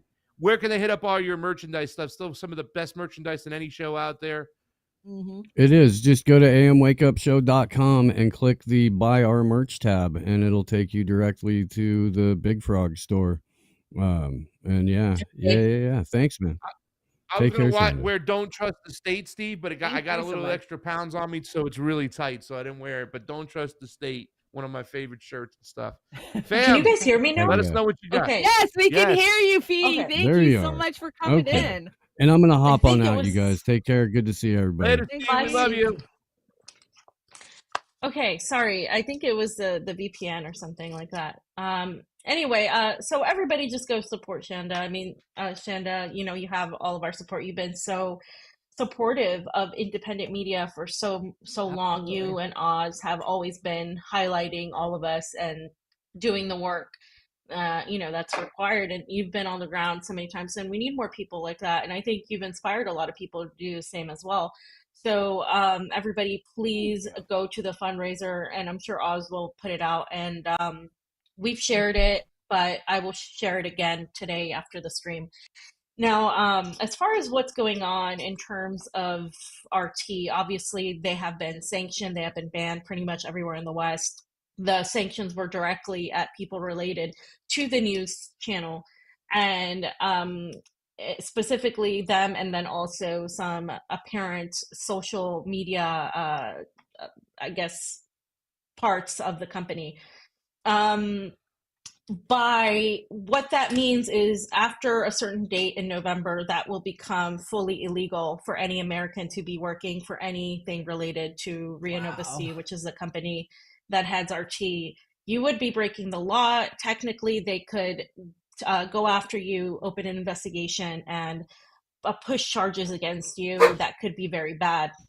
And so on that note, there has to be things that those of us who work for RT or who have worked for RT or work in any capacity for RT have to make decisions based on this information that we have. And so it really is awful because people are just doing their jobs. You have people who have been correspondents for RT from the US, and even when RT America was pushed to close, you know, they were still working there. And so that's going to directly affect them even more. It is dangerous for anybody right now who works for any sort of alternative media, whether it's RT, Press TV, or any of these media outlets that they can say are, you know, Iran influenced or Russia influenced. But, you know, it's funny because I was looking at Facebook and I saw like a post or a video Pasta I did from the Convo Couch where we had the Kremlin in the background. And that was like 2017 or 2018, or it was one of those times. It was years, obviously, before. And it was funny. And we had, you know, me in front of the Kremlin in the background. And it was, we were joking, we were mocking Russiagate, because from that point on, we were all getting called Russian bots and Russian assets and stuff. And so for me, it really doesn't matter. I don't care how many times I get called that, because it's not true. I don't agree with everything Putin says or Putin does or Russia does or doesn't do. And I work with people who are more pro-American than I am, and pro-West. They are more, they have more hope in the United States and in Americans. And RT is full of people with diverse political viewpoints, which is, you know, it's something that can be a challenge when you're a hardcore anti-imperialist and you have a certain set of beliefs, but at the same time, it just proves that, you have people like Snowden who are here living in Russia as well. And he has openly criticized Putin, and he's still here, and he has been protected. So it's just kind of funny when you talk about just the censorship aspect being prevalent in Russia, when the only place I really see it being huge is in the West, particularly the UK, as we have seen, and the United States that's now doing FBI raids. I intend to go back to the United States. There is a small window of opportunity to go back to the United States for some time, and then there are decisions to be made, and that's all I can say for now. But the reality is, I am not one to back down and to just say that I'm doing something wrong, or to admit to doing something wrong that I'm not doing. I'm not committing a crime. I'm just doing my job, and I've had these beliefs for a long time, and you all know that, way before I had anything to do with RT. So it's ridiculous to say that this is propaganda. And I think at this point, we all know that things as far as censorship go are going to get much worse. And it is not the point to quit. It is not the point to run away and just say, okay, well, I give up, and I'm just going to accept that the United States has these rules. I disagree with that approach. I think we actually need people to say, I'm not doing anything wrong. I am going to continue doing the work I'm doing, because this is no different. And in fact, it's far better than anything the New York Times, CNN, MSNBC, and all of these people do. But, there are a lot of things inside that I would have done differently if I had the choice, in terms of the intrinsic things that have gone on there that are out of my control. But in terms of what I can do as a journalist, and as somebody that, has these beliefs and has had these beliefs before working for RT, I'm going to continue pursuing the truth, and that is ultimately what is the job. And so I'm not going to back down from these viewpoints. I'm going to fight as hard as I can, because I think, that is what we should be doing. And Julian Assange was in prison for a very long time for doing that, for exposing the empire. And I think it would be a great disservice if we all just ran away. I think right now we should fight if we can, because I understand people have their limits. I understand, people are afraid. I understand living in the United States right now, especially, is difficult. And so, yeah, that's all I want to say about that. And, I commend all of my colleagues that have worked for RT and that continue to work for RT. Absolutely. And I fully support them and support anybody that is trying to do their part to tell the truth. So, yeah. What is the deadline? When's the deadline, by the way? Yeah, what is the deadline? I believe. Can I still go on Sputnik or no? Is it against the law now? Can you do it with a VPN? Well, it depends on how you interpret the law. If you interpret the law, somebody was just arrested in Germany, by the way, for watching RT. A couple was, but that's Germany. I mean, it's but if you there's a certain interpretation of the law that says once the United States put this out, that means bam, that's it, it's done. You can't. Then another interpretation of it by people that I have heard from, reliable people, is that it would be after November 13th. Oh, but okay. it is what it is. I mean, the United States has put it out there, so they could very well just say, no, you're doing this. Look, the belief is that they may not actually do this because they're just trying to frighten people and push people in the United States from having anything to do with anything Russia related. They're trying to push the narrative overseas. Okay, so that's pretty much what they've done. They pushed anybody related to RT overseas, but it's not just RT. Anybody related to an outside narrative outside. That's what they're trying to do. And if you look at what's happened with TNT, if you look what's happened with all of these other independent media outlets, if you look at that, then you understand that that's the goal.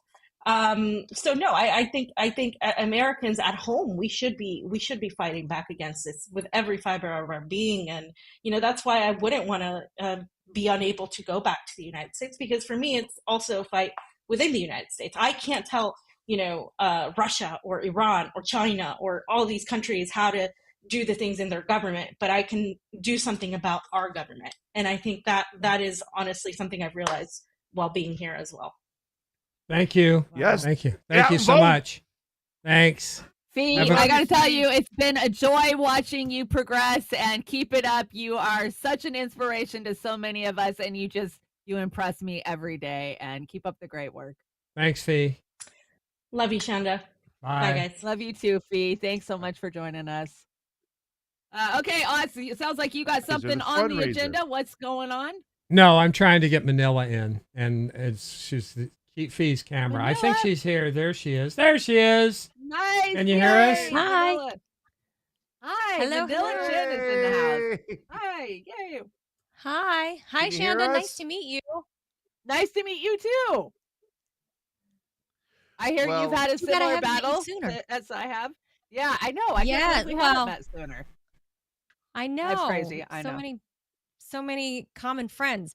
Well, my battle is relative to the world of cancer has been so much Yeah. easier, I think, than most people's. I've been incredibly That's lucky. good to hear. Yeah. Yeah, I mean, gosh, it just seems like it's everywhere. So I hate that I'm meeting you under these circumstances because I've heard a lot of great things about you. Oh, thank you. Manila, Everybody seems I to got love to you. fill in for you while you were on this battle with cancer. It was kind of crazy. It sucked Right. under the circumstances. We got to have some gelato. I got to tell you what affogato Yes. is. Now I think it's going to be I addicted. love Yes. affogato. I drink it all the time. Right? Wait, It's is I it have a to bad. drink drink 'cause or I do you can't have eat it? Because sugar. I watch pasta eat it. Well, you can Yeah, eat but it then I if you drank just it at the don't very wait, end. but It's then you it's stir espresso it. and ice Yeah. cream. So Yeah, we've got a shop right down the road that sells it, and but now that I've got cancer, of course, I've cut sugar out of my diet. But that's the thing I miss Yeah. most is the affogatos. I've got to try that you next. don't even drink Hold on. coffee that much either, too. You're like staying away from. You're I back on know. coffee from what I heard. Right, I am back on Yeah. coffee right now, but I shouldn't be. Well, Manila, The right we know that the situation that you talked about is a little bit less harsh than what Chanda is going through. But can you share with us your story? And I want to remind everybody that we're doing this today to help Chanda overcome her battle with lung cancer. So there is a GoFundMe that is here. We've been doing pretty decent on it so far today. We're at Yeah, we have. 10,300. We're more than 30% of the way over our goal, and we've raised a couple hundred in the last hour I'm here. So we still have less than an hour left to go there and help her out. Please, let's help out, support Chanda-Masta with her battle against lung cancer. We are here right now with our next guest, Manila Chan. Manila, why don't you tell us about the story, what you had to go through and what you just experienced? Well, can I just ask, am I on camera yet? Is my camera working yet? Yeah, you're framed in. You're on the main camera right now. Oh, great. Okay. I wasn't sure if it was just me looking at my the feedback coming in here. Okay, so I'll behave better. I won't be picking my nose or whatever if the camera can see me. You can pick your Love nose it, if you Kai. want. Go ahead. Well, that's part of the cancer journey. You get a lot of booger. No, I'm kidding. But for me, it was breast cancer, right? And I had just gone in for the annual mammogram, which women over 40, that's what you do. Never, thinking I'm just going in for any other annual mammogram. Never in a million years thinking it's they're going to give me some news or they're going to come back and say, we see something. We want you to come back for other testing. That's, when you hear that It's from the scary. radiologist, It's so scary, it's right? terrifying. You think, oh my gosh, did I just get handed a death sentence? Like what is Right. happening? It sneaks up on you. It so sneaks up on you and it just rocks your world. Yeah, so I mean that's kind of how it started. Was like, okay, well we're gonna take you to this other room and we're gonna do this ultrasound because it'll show us more, right? Because there are parts of your breast that the mammogram won't see, but anatomically your breast isn't just these lumps in the front, right? It actually, the tissue goes all the Right. way up to the lymph nodes into your armpits and all of that stuff. And people, fail to recognize that that's actually part of the anatomy of the breast, right? So they did the ultrasound, and for me, the eagle-eyed radiologist saw these tiny, tiny salt-like specks in the in the ultrasound. And that's when they said, okay, we have to schedule you for a biopsy. And that's the language nobody wants to hear, right? 'Cause now Exactly. you're I going, went through it a okay, couple weeks ago. Yeah. that's getting serious when they're like, okay, they want to stick a big open core needle into my breast. Like, okay, this is serious. And I went, or it could, and they still say, well, it could be nothing, half the Yeah, time they it's always nothing. throw that caveat in there. It could be nothing, but you're like, It could be okay. nothing. And you're like, all right, just like stop bullshitting me. Like this, like, tell me what the Yeah. numbers actually are. But they never do, and because they want you to remain calm, and that's fine. So I come back and we do the biopsy, and sure enough, it comes back positive. And I have a 5-year-old, Oh, and so scary. I started late, and I was chasing my career around the world, and here I am thinking I'm in my happy little middle class life. I've finally, achieved my dreams. I'm a journalist. I'm allowed to, I'm not censored, as to piggyback off what Fee was saying. I work for a company that's allowing me to tell the truth about what's happening here in the United States without being censored. Everything's great, right? And I have a 5-year-old, happily married, and then to get this email and then later a call to confirm what I'm reading, and you just kind of feel like a ton of bricks fell on your head. You're just like, okay, how bad is it? And that's where the journey kind of begins, and you kind of have to, I think, reassess what your priorities in life are, Yes. what's important, Yep. what you're doing, because then you realize, well, shit, time actually, I mean, you think you're mid 40s, I got plenty of time, and then Time's something not like on your this side. happens, Yeah. and then you go, wow, this time on this little blue ball really is finite, right? And you just think all the worst things. And so I did that for a day or two, but just how I'm programmed, I just said, nope, I'm not going to keep wallowing. I'm not going to let this take away. If it is limited time, I'm not going to let this take any time away from me. Right? Exactly. I'm not Exactly. going to give it my power. I'm not going to do it. And I reinvested in saying, friends are in town. Hey, pasta's here. Hey, let's go meet up for some gelato. Hey, let's go do that. Let's go see friends. Let's go. All the Yep. things that you put off during COVID. I think, Yes. you think back the last couple of years, you're like, no, I'm not going to give, we should have learned our lesson from COVID, right? We gave into our fears there, and we lost 2 years of our lives. We allowed people to scare us. We allowed, this unseen disease to scare us. We allowed the government to scare us. And I reflected on that. I looked back and I thought, I'm not going to do that, because what if I only have another year or two? I'm not going to let that Exactly. be taken Yep. from me or my son. And that's when I decided to change my mind and do as much research as I could. And they gave me some Exactly. numbers, and just research till I was blue in the face, not sleeping for weeks. And then I decided, Yes. you know what, Doc? Chop them off. Take them. If it means I can Right have more place. time with my kid, take them. We'll put in some man-maids. We'll just take them. Let's go. And the doctor was like, what do you have more time? This is not super aggressive. You've got more time. You can do it. And I said, no, I don't want this hanging over my head. Take them away.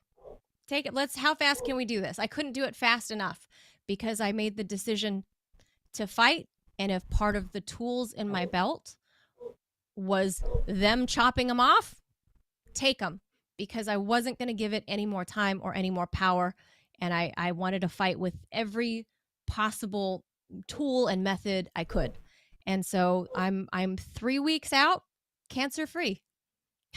Oh, congratulations. And, Yeah. Thank you. I'm just so happy to hear it. Your story is so inspirational, and I relate so much to it because I'm at that point of, I was dragging my feet about chemo and radiation because I know the truth about big pharma and Western medicine. And Yes. after meeting with multiple doctors around the globe telling me you have to take the chemo and radiation to slow it down because mine's very aggressive. I'm at this spot now where I'm like, okay, let's get it done. Like I'm fighting and Yeah. let's get to the next stage. And okay, yeah, it scares me. I'm going to be sick and I might lose my hair, but hey, I can buy a wig on Right. Amazon and I can learn how to tie a scarf. Yeah. You know what, Shanda? I thought I bought wigs ahead of this whole thing because I thought, okay, if we've got it, I don't want to do chemo. I don't want, but then when I found out I had all these other options with the type of cancer it was from, people don't realize there are multiple kinds of breast cancer, just like there are Yeah. multiple kinds of lung cancer and multiple, just within each type of cancer from the origination spot, right? There's, sub cancers under it. And for my Mhm. kind of breast cancer, I had different options. And like you mentioned, radiation and chemo and all of that. But when I looked at the numbers and was my own advocate, and luckily I had doctors that didn't try to influence me one way or the other. And they kind of, well, I guess when you're dealing with a reporter that's going to pelt the doctor with all kinds of facts and figures and numbers. They know that about me too. I'm like, don't even try that crap with me. They even put it in my chart. She's a political pundit researches.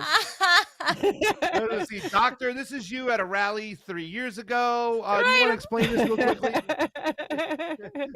I'm like, so doctor, you're clear. I checked if there was any conflict of interest, if you've ever taken any money from blah, blah, blah. And I was like, no, I went with you because you didn't you don't have any conflicts of interest. You've never gone to any of these dinners from Pfizer or whatever. Great. So that's why I went with you. And he was kind of like looking at me like, what patient is this? Like, is she going to be a patient from hell or is she going to be easy? But I presented him with what I thought my options were because let's face it, Chanda, doctors are trained, and I underscore the term trained. And I once dated a doctor. I hope my husband's not listening. He doesn't like to hear these stories.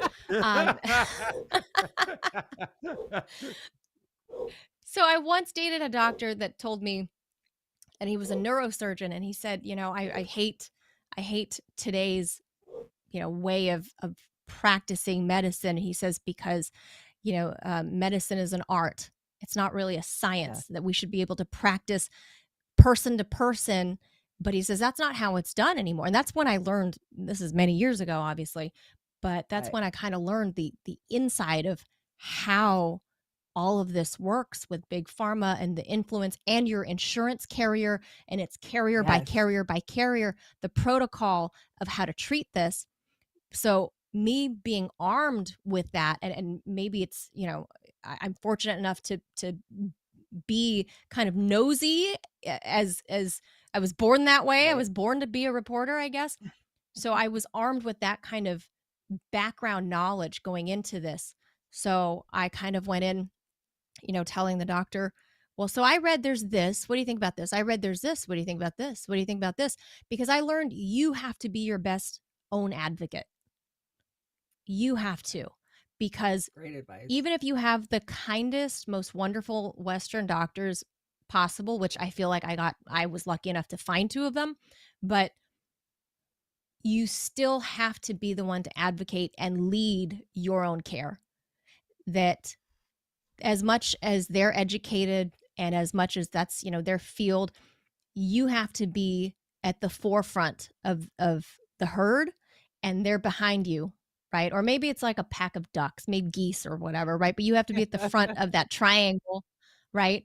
And the doctors will either help lift you or help guide you in the other direction, because that's what the formation, the whole reason behind the ducks and the geese, why they fly that way. And those doctors that I had, I think I was fortunate enough to find doctors that were willing to hear me out and willing to hear why I wanted to go this drastic route. Because for me, they said, well, you can do breast conserving surgery, which is the lumpectomy, and then Yeah. you would have to do a little bit of spot radiation and go on a 5-year course of meds. And like you, Shanda, I'm against that. I don't want to do it. I said, Yeah. nope, just chop them off. I just, if there's a better path where it's the most natural I can go, barring the fake boobs, then just take them. Just take them. Yeah. Let me Let's ask you just go ladies a that route. question too, because here's the thing that really sucks about you two is that you two are just so energetic. You're such fighters. Like today, I was anticipating that Shanda wouldn't even have the energy to be here. That she's been on the go. The cancer's been spreading so rapidly, but And she both of looks you, great. Look at her. I mean, yeah, Thank and you. she has that That's energy a lot of like you have. makeup. Yeah. It's a lot of makeup. And I got to But tell she's you, Pasta, I'm on a energized. very strong regimen of different painkillers right now. So that's really carrying me. I am in a lot of pain. I have had a health update this week that I haven't really told anybody. And that is, I finally met with my oncologist. And of course, this is very aggressive lung cancer. And every one of the doctors up until this point, the thoracic surgeon, my primary care, my doctors in Mexico, my doctors at the Bastar Clinic, they have all told me that I only have a couple of months if I don't get into chemo immediately. And so once I met with the oncologist, he laid those protocols that you were talking about out for me. And they're immediately, I met him on Thursday. I am going into pre-surgery Monday to get a chemo port put in. And we can get this under control. The protocols for small cell lung cancer are very responsive to chemotherapy. It's one of the most responsive drugs to chemotherapy. So it'll help stop stealing my sodium. And that's what keeps putting me in the hospital in the ICU, is that my sodium levels keep crashing, which really messes with your head. Like I couldn't even text when I came out of the hospital. I couldn't text. I couldn't spell. I had lost sentence structure. It took me about a week to get those things back. So yeah, I'm pretty good and I'm strong right now. But I know once I get in and we start pumping that poison in my body, I'm going to crash real fast. Fatigue. I do have a lot of fatigue. I fall asleep sitting straight up, like stuff like that now that I used to not be able to do. But for me, it's so important for me to stay busy with the things that I've always done that I love. And that is informing the people of the trailer park of what's actually going on in the world, that it drives me. Like, even if I wake up at 4:30 in the morning and I feel like I want to vomit and my head's pounding, I still get up and I get on Twitter and I see, Lebanon being bombed to pieces by Netanyahu sitting at, the UN General Assembly. And I just know I have to tell people about it. So it's really good for me. It drives me to put 3 inches of makeup on and a wig and get out here, that type of thing. So that's what my plan is. I know I'm going to be sick and there's going to be times where I'm going to schedule a show and then at the last minute, I'm probably going to have to stop it. But, I have heard a lot of stories of people who go into chemo and radiation and it really doesn't affect them that bad. Everybody's bodies are different. And your journey is individual. It is yours. And I am hell-bent that I'm not letting this take a life that it took me 50 years to build. This career that I finally have embraced. And so I think a lot of it's my mindset. Well, Absolutely. how does 100%. the fight or flight mechanism kick in for you ladies? I mean, you talked about the story before, Manila, with the fact that, and I'm sorry to interrupt, there's a little bit of a delay, so I'm trying to get in there No, you're properly. fine. Way to go, Oz. But just messing with Oz while we're here for the delay. He's going to blame my internet. But you were talking about, we learned a lot. We should have learned a lot from COVID. Shanda was just like, yeah, I had the same thing. Let's go. What was it like, Manila? And maybe Shanda, you can piggyback on this too as well. What was it like, the conversation in your head when you had this kind of, I can sit back, I can sob, or I can just take this shit head on and go right into. What was that like in your head, Manila? Not that I really want to get involved inside your head over there, because who the hell knows what's going on, but maybe you can give us a little bit of what you experienced there when that decision came. Because I mean, not everybody's going to have that, that moment in their life. A lot of people are just going to go one day, something's going to happen, so they're never going to really have to face that quagmire of, hey, do I do this or that? Go ahead. Well, Pasta, first of all, you being a biological male, you couldn't handle what was going on in a woman's head if you were in it. If you got to peek in here. So let me just put that out there. And being that I think the women that are listening know what I'm talking about, especially if you, Shanda, I know you're a mom, so, or I heard you're a grandma. Is that right? I am Oh a my grandma, gosh. Young three-time grandma. grandma. My 12-year-old granddaughter is here visiting me for the weekend because I don't know how much energy I'm going to have. So yeah, go ahead and keep going. So you can vouch for me in that our brains, when we are moms, especially when they're little, So do our it's like, kids. oh, what's he doing? Is he get off of there? Oh, I gotta pee. Oh, I gotta send the check out to. That's really what's going on in your head, right? As a mom, as a woman, and it's like, did I pay that bill? Is the oven on? Yeah. Did I leave the stove on? That's what's happening in our heads. And besides work, right? Besides work, I mean, I'm talking about normal life stuff. That's what's going on in my head. And for those brief moments that I allowed the news of you have cancer to take over my brain, and it was all consuming for a few It days, was. and then after a little while it kind of wears down. And when I made the conscious decision after, a few days of going, fuck this, I'm not going to give it more time, more energy. But I think you just, even if somebody wasn't like a feisty gal like Shanda or me, I think the cancer will really put you to the test. Hearing that news that you have cancer, it's gonna test your mettle, and you're gonna have to decide one way or the other. Either you're gonna decide to say, fuck this shit, I'm fighting it with everything I have, or you're gonna lay down and wallow and let it take what's left of your life. And I chose the former, and Shanda's choosing the former. And I applaud everybody for going through their battle, because I've had the cancer is hit all over in my family. So I guess I shouldn't have been that surprised, when the news came for me. But I've seen different family members respond different ways. And I know who I am, and I just knew to not let the news of cancer, the diagnosis, change the fighter in me. I wasn't going to give that up too. Because if I was going to lose my hair from chemo, or if I was going to, have stiff breast tissue from radiation, I'm not going to give it my spirit too. That's what I decided. Exactly. I felt like every time I would cry, I was feeding him. He was winning. It was winning, no, I'm not going to give you that. You're going to get the hell out of my body. And yes. But for the few days that I did break mentally because of it, because I was in the ICU, I was very, very sick. So the realization that I could die at any time was there, especially looking at the looks on my friends and family's faces. My best friend's a doctor, and seeing how shook she was by the news scared the shit out of me. That's really what shook me, was when I watched her, just get taken down and dropped by it. And so, I grappled with my mortality. I grappled with my religion, the afterlife, those type of things. And I questioned everything. Like, what does anything matter? We're all molecules. We're all going to die. Where do we go? We're all in this dimension. We're all in some other dimension.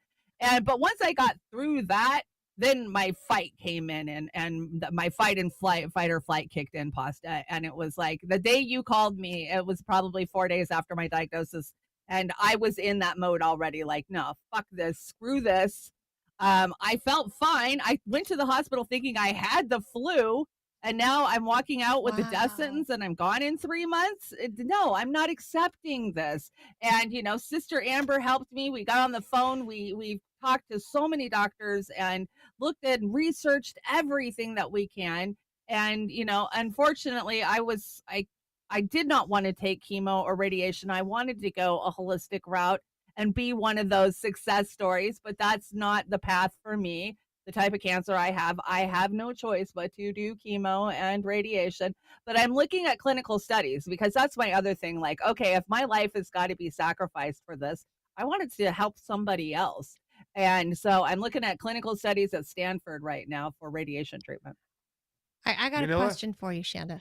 So because I've had family members go through lung cancer also, and one of them not that long ago, but unfortunately it was too late before I could get her to Cuba. You know, Cuba, of people been little saying Cuba. tiny, poor sanctioned little Cuba, who doesn't start wars, you know, makes do with what they have, comes up with a Us has been vaccine. there. A vaccine for a certain type of lung cancer, twice for a certain type of lung cancer, right? And it's my And they're type. sanctioned. Oh, it's your type. Well, they're not sanctioned. It is my type, and they miraculously are now. The U.S. now has a vaccine for lung cancer that I will do right after chemo. So it's actually like an IV therapy, almost like an immune therapy that I'm already scheduled for. Well, there's two things here I'll point out is that not long after I stumbled across that a couple of years ago, and this was like in the throes of COVID when I was learning about all of this from my family member. But I think about 2 years ago, I forget which university in New York, but they somehow managed to do like a cross, you know, cultural exchange type thing with the doctors in Cuba, and they're doing clinical trials there in New York, somewhere in upstate New York. I can't remember which university exactly. And that was like 2.5 to 3 years ago that I read that began, and I was trying to get my family member at least to New York if I couldn't get her to Cuba at the time. But the second part to this is, isn't it freaking frustrating to know that little tiny Cuba, who's been sanctioned all to hell for the better part of a century, comes up with this kind of scientific discovery that with the amount of money and power that the United States has and capital it spends on war, we would have solved all cancers by now. All fucking cancers. If we've spent a quarter of the fucking Pentagon budget, we would have solved cancer by now. Where's Joe Biden and his moonshot bullshit? It's nowhere. It is nowhere because he keeps sending money to Ukraine. Yes. No, they're not going to cure cancer because they make too much money off it. And let me tell you, you know, women were not allowed to have hormone replacement therapy, which is estrogen when you get into menopause. Menopause is something that is not studied enough at all by the medical industry, but they sure in the hell knows how a hard-on works, right? I mean, men got boner pills and they know everything about it. But we can't even talk about hot flashes and menopause, even though every woman on the planet goes through them. So now they've done a 180. It used to be you couldn't have hormones. Now they're giving women hormones, but they're not following through and they're not asking enough questions. So during COVID, I started having hot flashes, which I now look back on was the warning signs that to my body that there was something going wrong that at the cellular level. But I just thought I'm in menopause. I'm 48 years old. I'm 50 years old. My doctor tested me. Oh, yeah, your hormone levels are low. You are in late stage menopause is what I get told. A teledoctor in another state puts me on a hormone replacement regimen of progesterone and estrogen. And he tells me if there's any cancer anywhere in your body, it'll make it spread like wildfire. They don't check to see if there's any cancer. He just tells me this like I'm supposed to be clairvoyant and know that there's cancer in my body. And then for the next 3 years, every gynecologist I saw upped it until on July 9th of this year. I went and saw my gynecologist. I'm still having hot flashes. I'm not sleeping at night. I feel like crap. I'm fatigued. She gives me the hormone patch. No longer am I on the pills. The patch is stronger. Slap it on my body. Within 24 hours, I'm sick, I'm vomiting, I'm starting to swell. I go to the hospital a week later with both my legs swollen up huge, triple the size that they normally are, my feet, my legs, my ankles. And they go, oh, it's probably just a side effect from the hormone patch. 3 weeks later, I'm in the ICU and I'm crashing. They're telling me, you know, if we don't get your sodium level up, you're going to start seizing. You'll go into a coma. And so my big thing is I want women to understand that they make Big Pharma is now profiting off of hormone replacement therapy for women. They've done a 180. They put a few studies out there that said, oh, we were wrong when we studied this in the 90s and told you it would give you cancer. So now you can have it with the hopes, like, hey, we can get all these women on hormone replacement. And if, say, only 10% of them get get cancer, well, then we'll make money off of them too. So it's a win-win for them. They make money no matter what. And why none of my doctors were doing any kind of testing or checking to see how the hormones were reacting is what pisses me off the most, because we fed it. Cancers feed on hormones, and it fed off of all of those estrogen pills that I took for 3 years, and then that patch that I slapped on my back. Well, and I know I same thing wouldn't with have breast been cancer, as right? bad. Yes, absolutely. It's and hormonal. They It's just triggered pretend by like hormones. yes, it's triggered by hormones. Absolutely. Cancer is a hormone from what I understand. And so that's my biggest takeaway. Like I told my best friend who's a doctor, like, Tree, get protocols in place. If this kills me, you make me the case study. You scream your fucking head off at every, university, because she loves to go do the lecture circuit, listen to people, like, please make me the case that stops this from happening to other women, because it's not fair. I listened to the man again, Pasta, in the white jacket, the white lab coat, Right. who I was trained to trust my whole entire life, and he handed me those scripts over and over and over and didn't even question and said, these might give you cancer. Yeah. Okay. You're not going to Well, look? I'm supposed to know? I know we probably got a limited time with Manila. I'm Maybe sure you we're could getting give us close. How we doing? a little final send off to the crowd. And It's been great. I want to have you on and then my we can- show. You got to come by the trailer park. I would love to visit the trailer park. Okay. We got a lot to talk Well, about. listen, let Manila do her little closing speeches, Yes. and I would like to hear a Yes, little dear. bit from Amber. How much time do you have, Manila? I know I said 25 minutes. It's 35 minutes. Do you have any more time, or? I put a biscuit in my son's mouth before I jumped on air, so he's probably fresh out of the oven. Hopefully I shoved a it's big not biscuit in his mouth. No, he's he's almost 6, so he's fine. He's gave him an iPad and he's hanging out with Dad. Right. Who knows? right. But who knows if Dad's watching? All right. Well, you just keep us But- informed. You let us know how much longer you can What, stay. wait, and one whatnot, more. I want to add one more thing for Chanda for her to. I just want to Please piggyback go. off what she's saying about the women's stuff. And I found this out after the mastectomy, because I was sitting around healing for a week or two where I couldn't really move, so I was just reading. And wouldn't you know it, that the NIH has some white papers that are still inconclusive, and doctors won't. The CDC, the NIH, they won't give guidance for breast cancer based on this. But because there's not enough studies. Well, why aren't there enough studies for this? Well, let me tell you what it is. So because breast cancer, obviously we have mammary glands, right? As biological women, we're made a certain way, and the mammary glands respond when our uteruses go through menstruation, right? Yeah. So I stumbled across white papers at the NIH that say some doctors are saying you should schedule women's mastectomies based on their cycle, because right, we don't think about that, because when you're on your cycle, you trigger things in your mammary glands, Right. that can also trigger other hormones in your body, and that maybe that can alter the 10-year recurrence rate outcomes for women. And nobody talks about it, and doctors are disputing on one side or the other, and that both sides are captured agencies. No matter what side they're fighting for, they're captured anyway. But why aren't there more studies about what our periods do to our breasts, and when you're going to schedule to chop them off?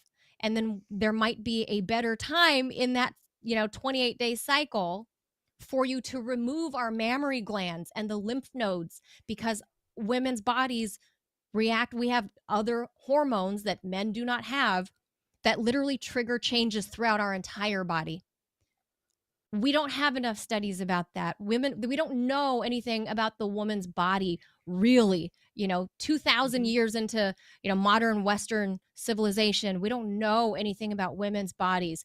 But like Chanda said, we know everything about how a penis works, and there's pumps and there's ways to fix everything, but we don't know anything about how women's breasts and our uteruses go hand in hand when they're really, they're two wings of the same bird.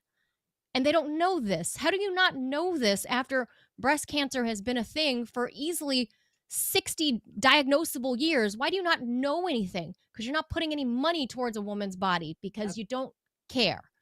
And it's just that, it's that simple. And it was so terrifying to me sitting there with drains coming out of my chest going, did I just cut off my breast at the wrong time in my cycle? Could this change my 10-year outcome and the cancer reappear somewhere else in my body because of my hormonal release at the time of my cycle? So now I've got all these other thoughts, but the big brains at the NIH are supposed to be out there looking out for us. And this goes back to what I was saying at the beginning is women, all people really, but in this case, women, you have to be your own advocate and you have to do your own research, and you cannot put not all of it, some, but you cannot put all your trust in the people in the white lab coats, because even if they mean well, they may not know better. That's the problem. I'm going to say amen to that. Yeah. You're as the mother of two teenagers right now, going, surviving the pandemic and school closures, having teenagers and both daughters, it's been insane. So I can't advocate enough for what you just said. And also just being your own advocate and having advocates for when you can't speak. Because when Chanda was in the hospital, I saw that freaking port in her neck. I was like, oh, hell no. Like, I was 10 minutes away from the ferry terminal and she was not spending another night in there. I mean, the system is broken. And I know that from working in the healthcare industry, it's utterly fucking broken. And I had my first cancer scare when I was 18. I had no insurance. I don't even think I told my parents ever. I still probably didn't. I was terrified. And I was completely alone trying to go through that in a rural place where, to get anything, get a decent x-ray, you had to take a $300 airplane ride. And so nothing was going to be done there. And, our country has just failed our health in so many ways for decades. And we spend so much money, and it's designed to pull that wealth out. It's never designed to heal. And allopathic medicine is just, it's great if you have a physical thing you need to fix. But past that, we really need to look for plants and herbs and maintaining a clean environment, because we're living in this toxic fucking soup and it's everywhere on us. and it's building up, it's really serious. So thank you and appreciate your journey. Well, Manila, tell us how to find you and how our audience can find you, because I know the trailer park's going to flood your way. You can find her at the gelato shop having avocado. Is that going to be a new Lady Gaga song? Oh, Pasta, no. are you going to collaborate with? I'm trying. She hasn't returned any of my calls. Well, you can find me on Twitter, because I'm still dead naming at Manila Chan. And I do a weekly Friday podcast, my Fun Friday with the news. I do it's called Chan's Mouth Live. I only do it on Rumble because YouTube has completely just done what the YouTubes do. We all know. We know it's this group here. I mean, look at this. So See that shirt? so I'm just there on Fridays on Rumble, and like what Fee was saying a little while ago. I'm basically out of a job until further notice. So, I'm around. So Chanda, call me. I will. I absolutely will. Yeah. For Manila, sure. you're Thank you so much amazing. for coming in. You're You a are amazing. You are a fighter. You are Likewise. awesome. I am so glad I got to meet you. I'm so excited to call you a friend. And when I get into DC, I will make sure I come stalk you and we'll go have some more gelato and have a great Yes. time and do what we got to do. You truly are a force to be reckoned with. And I don't care about these sanctions. We'll find a way forward and we will hear your voice again, screaming, raging. Here, Thank you here. so much. Pasta, I'll You're see you, here. ladies. Nice to meet you.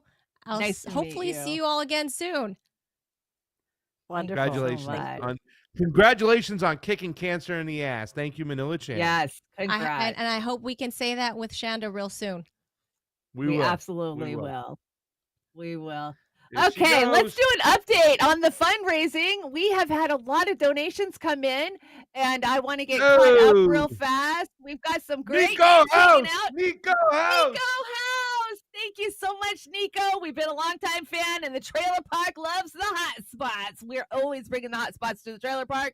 Jordan D, thank you so much for your generous donation. Ian, we see you. A two-timer, thank you so much. And Anna Maris again. And Kate is over on the GoFundMe now. Kate, you've just been bouncing around hitting all of them today. Thank you so much to everybody. This has been such a successful fundraising day, and I'm pretty tired, I got to tell you, sitting here for 4 hours. That's longer than most shows that we do, but I'm getting through it, and I'm doing it with the help of all my friends, and that includes Pasta and Amber, two of my closest buddies. Thank you so much. There is a event today that took place. It didn't really get the spark that it once had. The Rage Against the War machine kind of fluttered out. I think Right. there were certain discrepancies in what's going on tomorrow. Tomorrow, Rescue the Republic is taking place, and RFK will share the stage with Tulsi Gabbard and his a APAC few others. I would handler, argue Dildo that Smuley. I would argue that sheep herding people back into two-party duopoly is not Yes. raging or rescuing the Republic. But listen, Ain't why I'm raging talking against about it shit. is that there was a time in which a decent amount of us were kind of supportive of RFK simply because we wanted to hear a lot of the conversations and what he had to say before he disclosed to us that he was a raging Zionist. Mom, Amber over there. Can you talk a little bit about, maybe we haven't spoke about the food that we're digesting today Yeah, the and how moms that across could lead to a lot America. of the cancers that we're dealing with? I know we got about 15 minutes left, but maybe we can talk a little bit about that, because I think it's important to point out is that we're being poisoned across the board right now. Everything we eat, everything we touch seems to have something that could lead to a cancer in the future. Go ahead and give us a little insight to that. Yeah, absolutely. I mean, it's been shown over and over again that we are just in a toxic soup, and especially here in America. Yes. And, like even the conversation earlier with Fee about hummus. Hummus is one of the most poisoned toxic fucking foods on the planet, because what they've done No. with glyphosate is it soaks into the protein. So that's why wheat bread is now more toxic than white bread in America.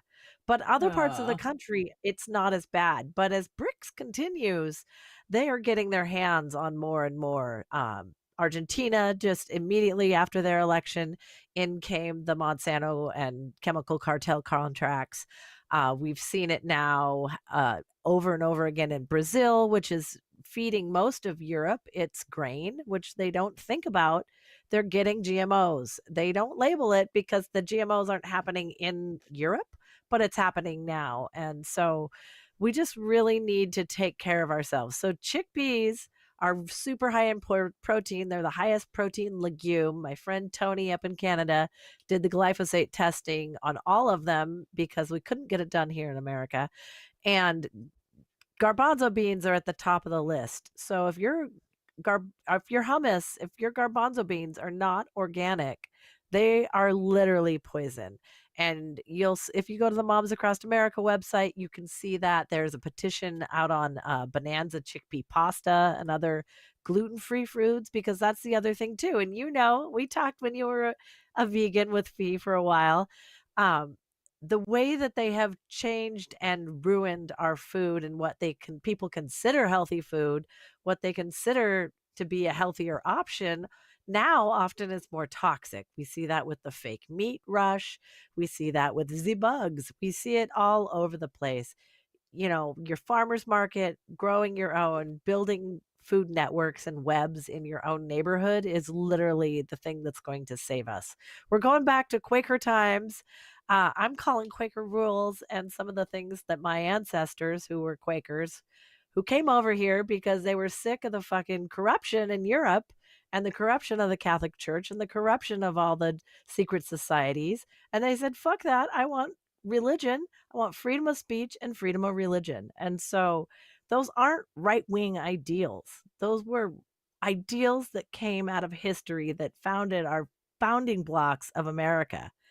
And we've let APAC and other institutions completely destroy those fundamental rights. And now it's playing this partisan bullshit. Shanda and I, you were over here in Seattle when we did our own Rage Against the War Machine event. It was fucking Yep. awesome.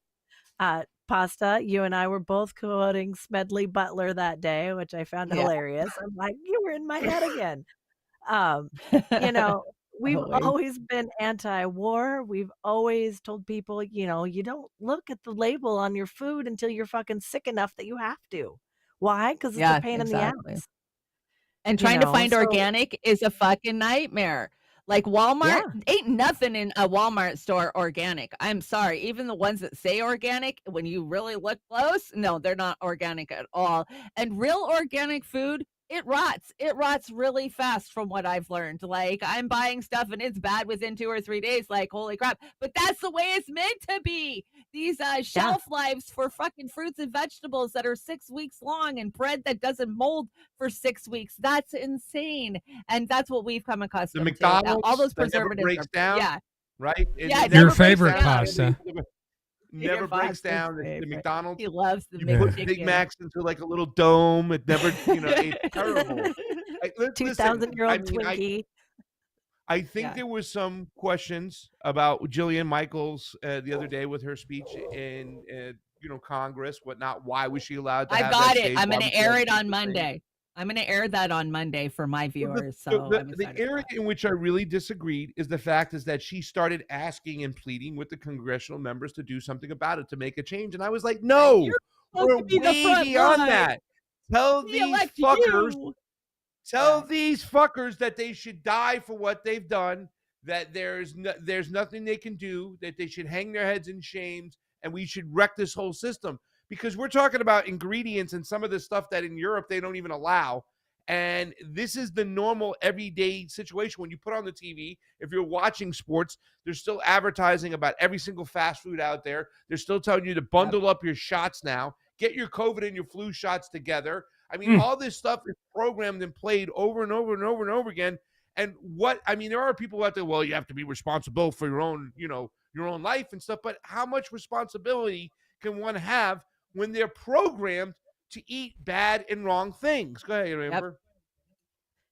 Yeah, I mean, it's been shown that this stuff is bioaccumulating. It's literally a neurotoxin. It's an antibiotic. It's an antidepressant. It's a chelator. It's you know, it's destroying the foundation of life itself at a mitochondrial level. And then when you start adding in gene Exactly modification what's to it, happening. and my buddy James Giordaro just said the other day that they've nano aerosolized Mm. nanotechnology. We could go I'm off under on the a weather. tangent on this topic for hours. I know the three of us can't go off for hours because we have, but Oz, the engineer behind this, the man behind the curtain, is telling us we're getting close to wrapping up. I want to make sure that we get all of our thank yous in. Thank everybody who came on and get shout outs for all of the donations. So, Pasta, let's take a look at the donations, make sure that we are caught up with all of them. We're 150 Please. short of my personal goal of 10,500, guys. Help us out. Nico House just put some money in there. If anybody can help us Thank out, you, we got Nico. about 8 minutes left. Let's get to 10,005, guys. We love you, Shanda. Take it away.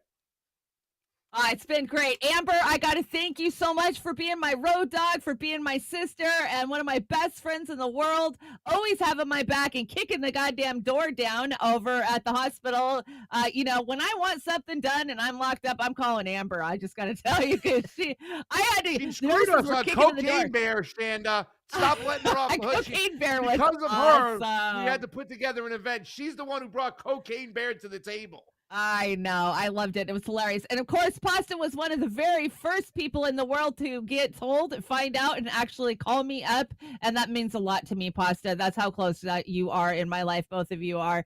And to everybody who stopped by the stream today, from Jesse, Jed, to my brain is just fogged from being here for 4 hours, but you know them all. We love them all. They're amazing. I made some new friends.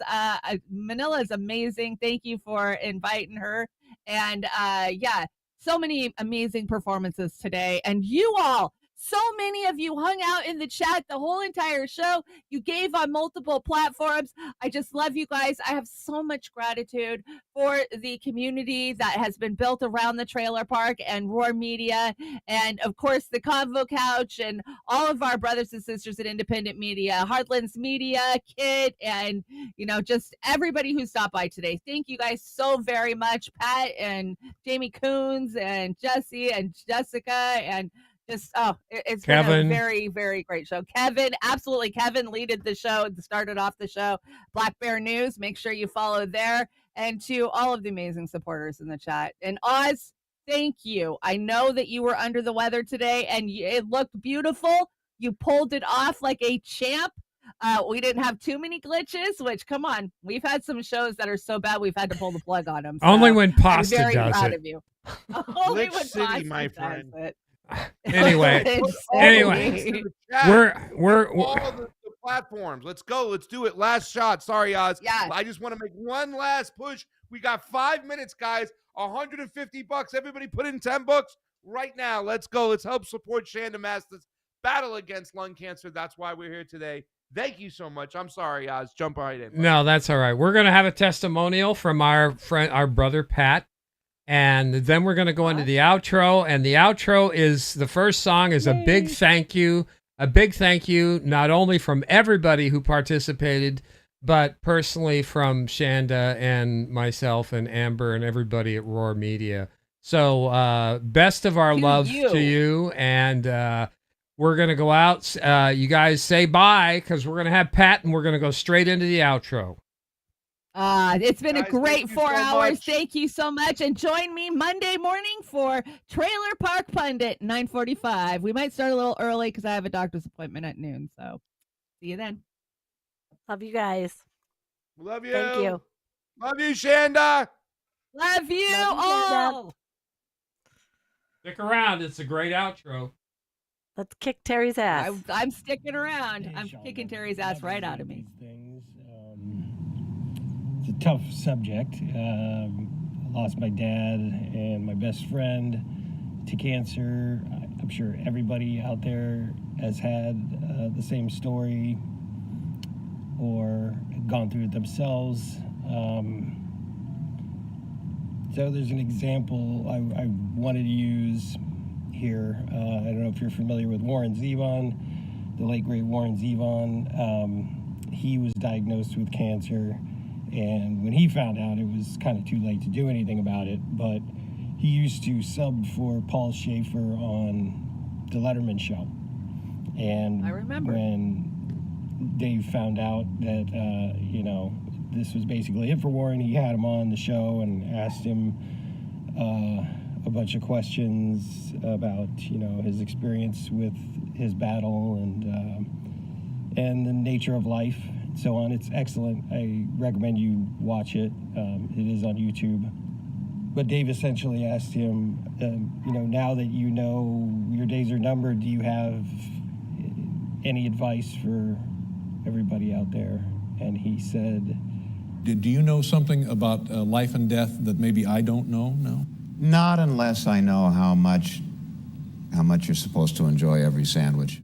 And I think that's pretty good advice, even though I can't personally enjoy sandwiches anymore, and I'm guessing probably with your illness, that's probably going to be a food stuff you're not allowed to eat either. But the sentiment is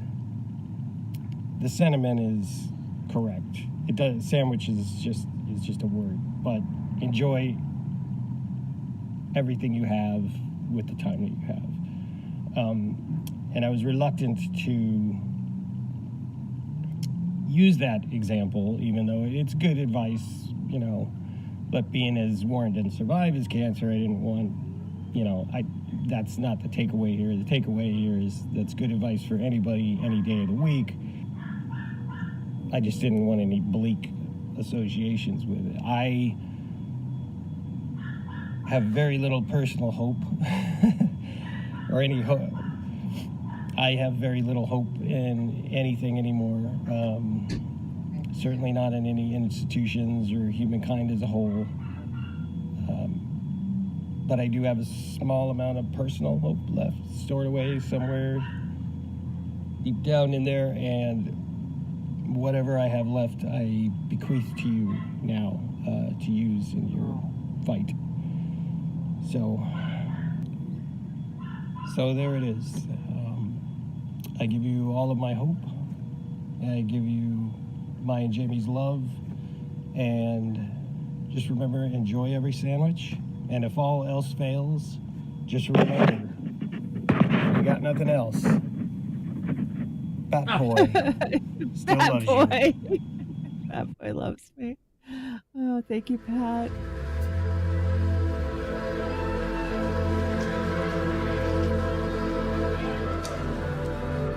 Leslie Williams, ladies and gentlemen. Yes.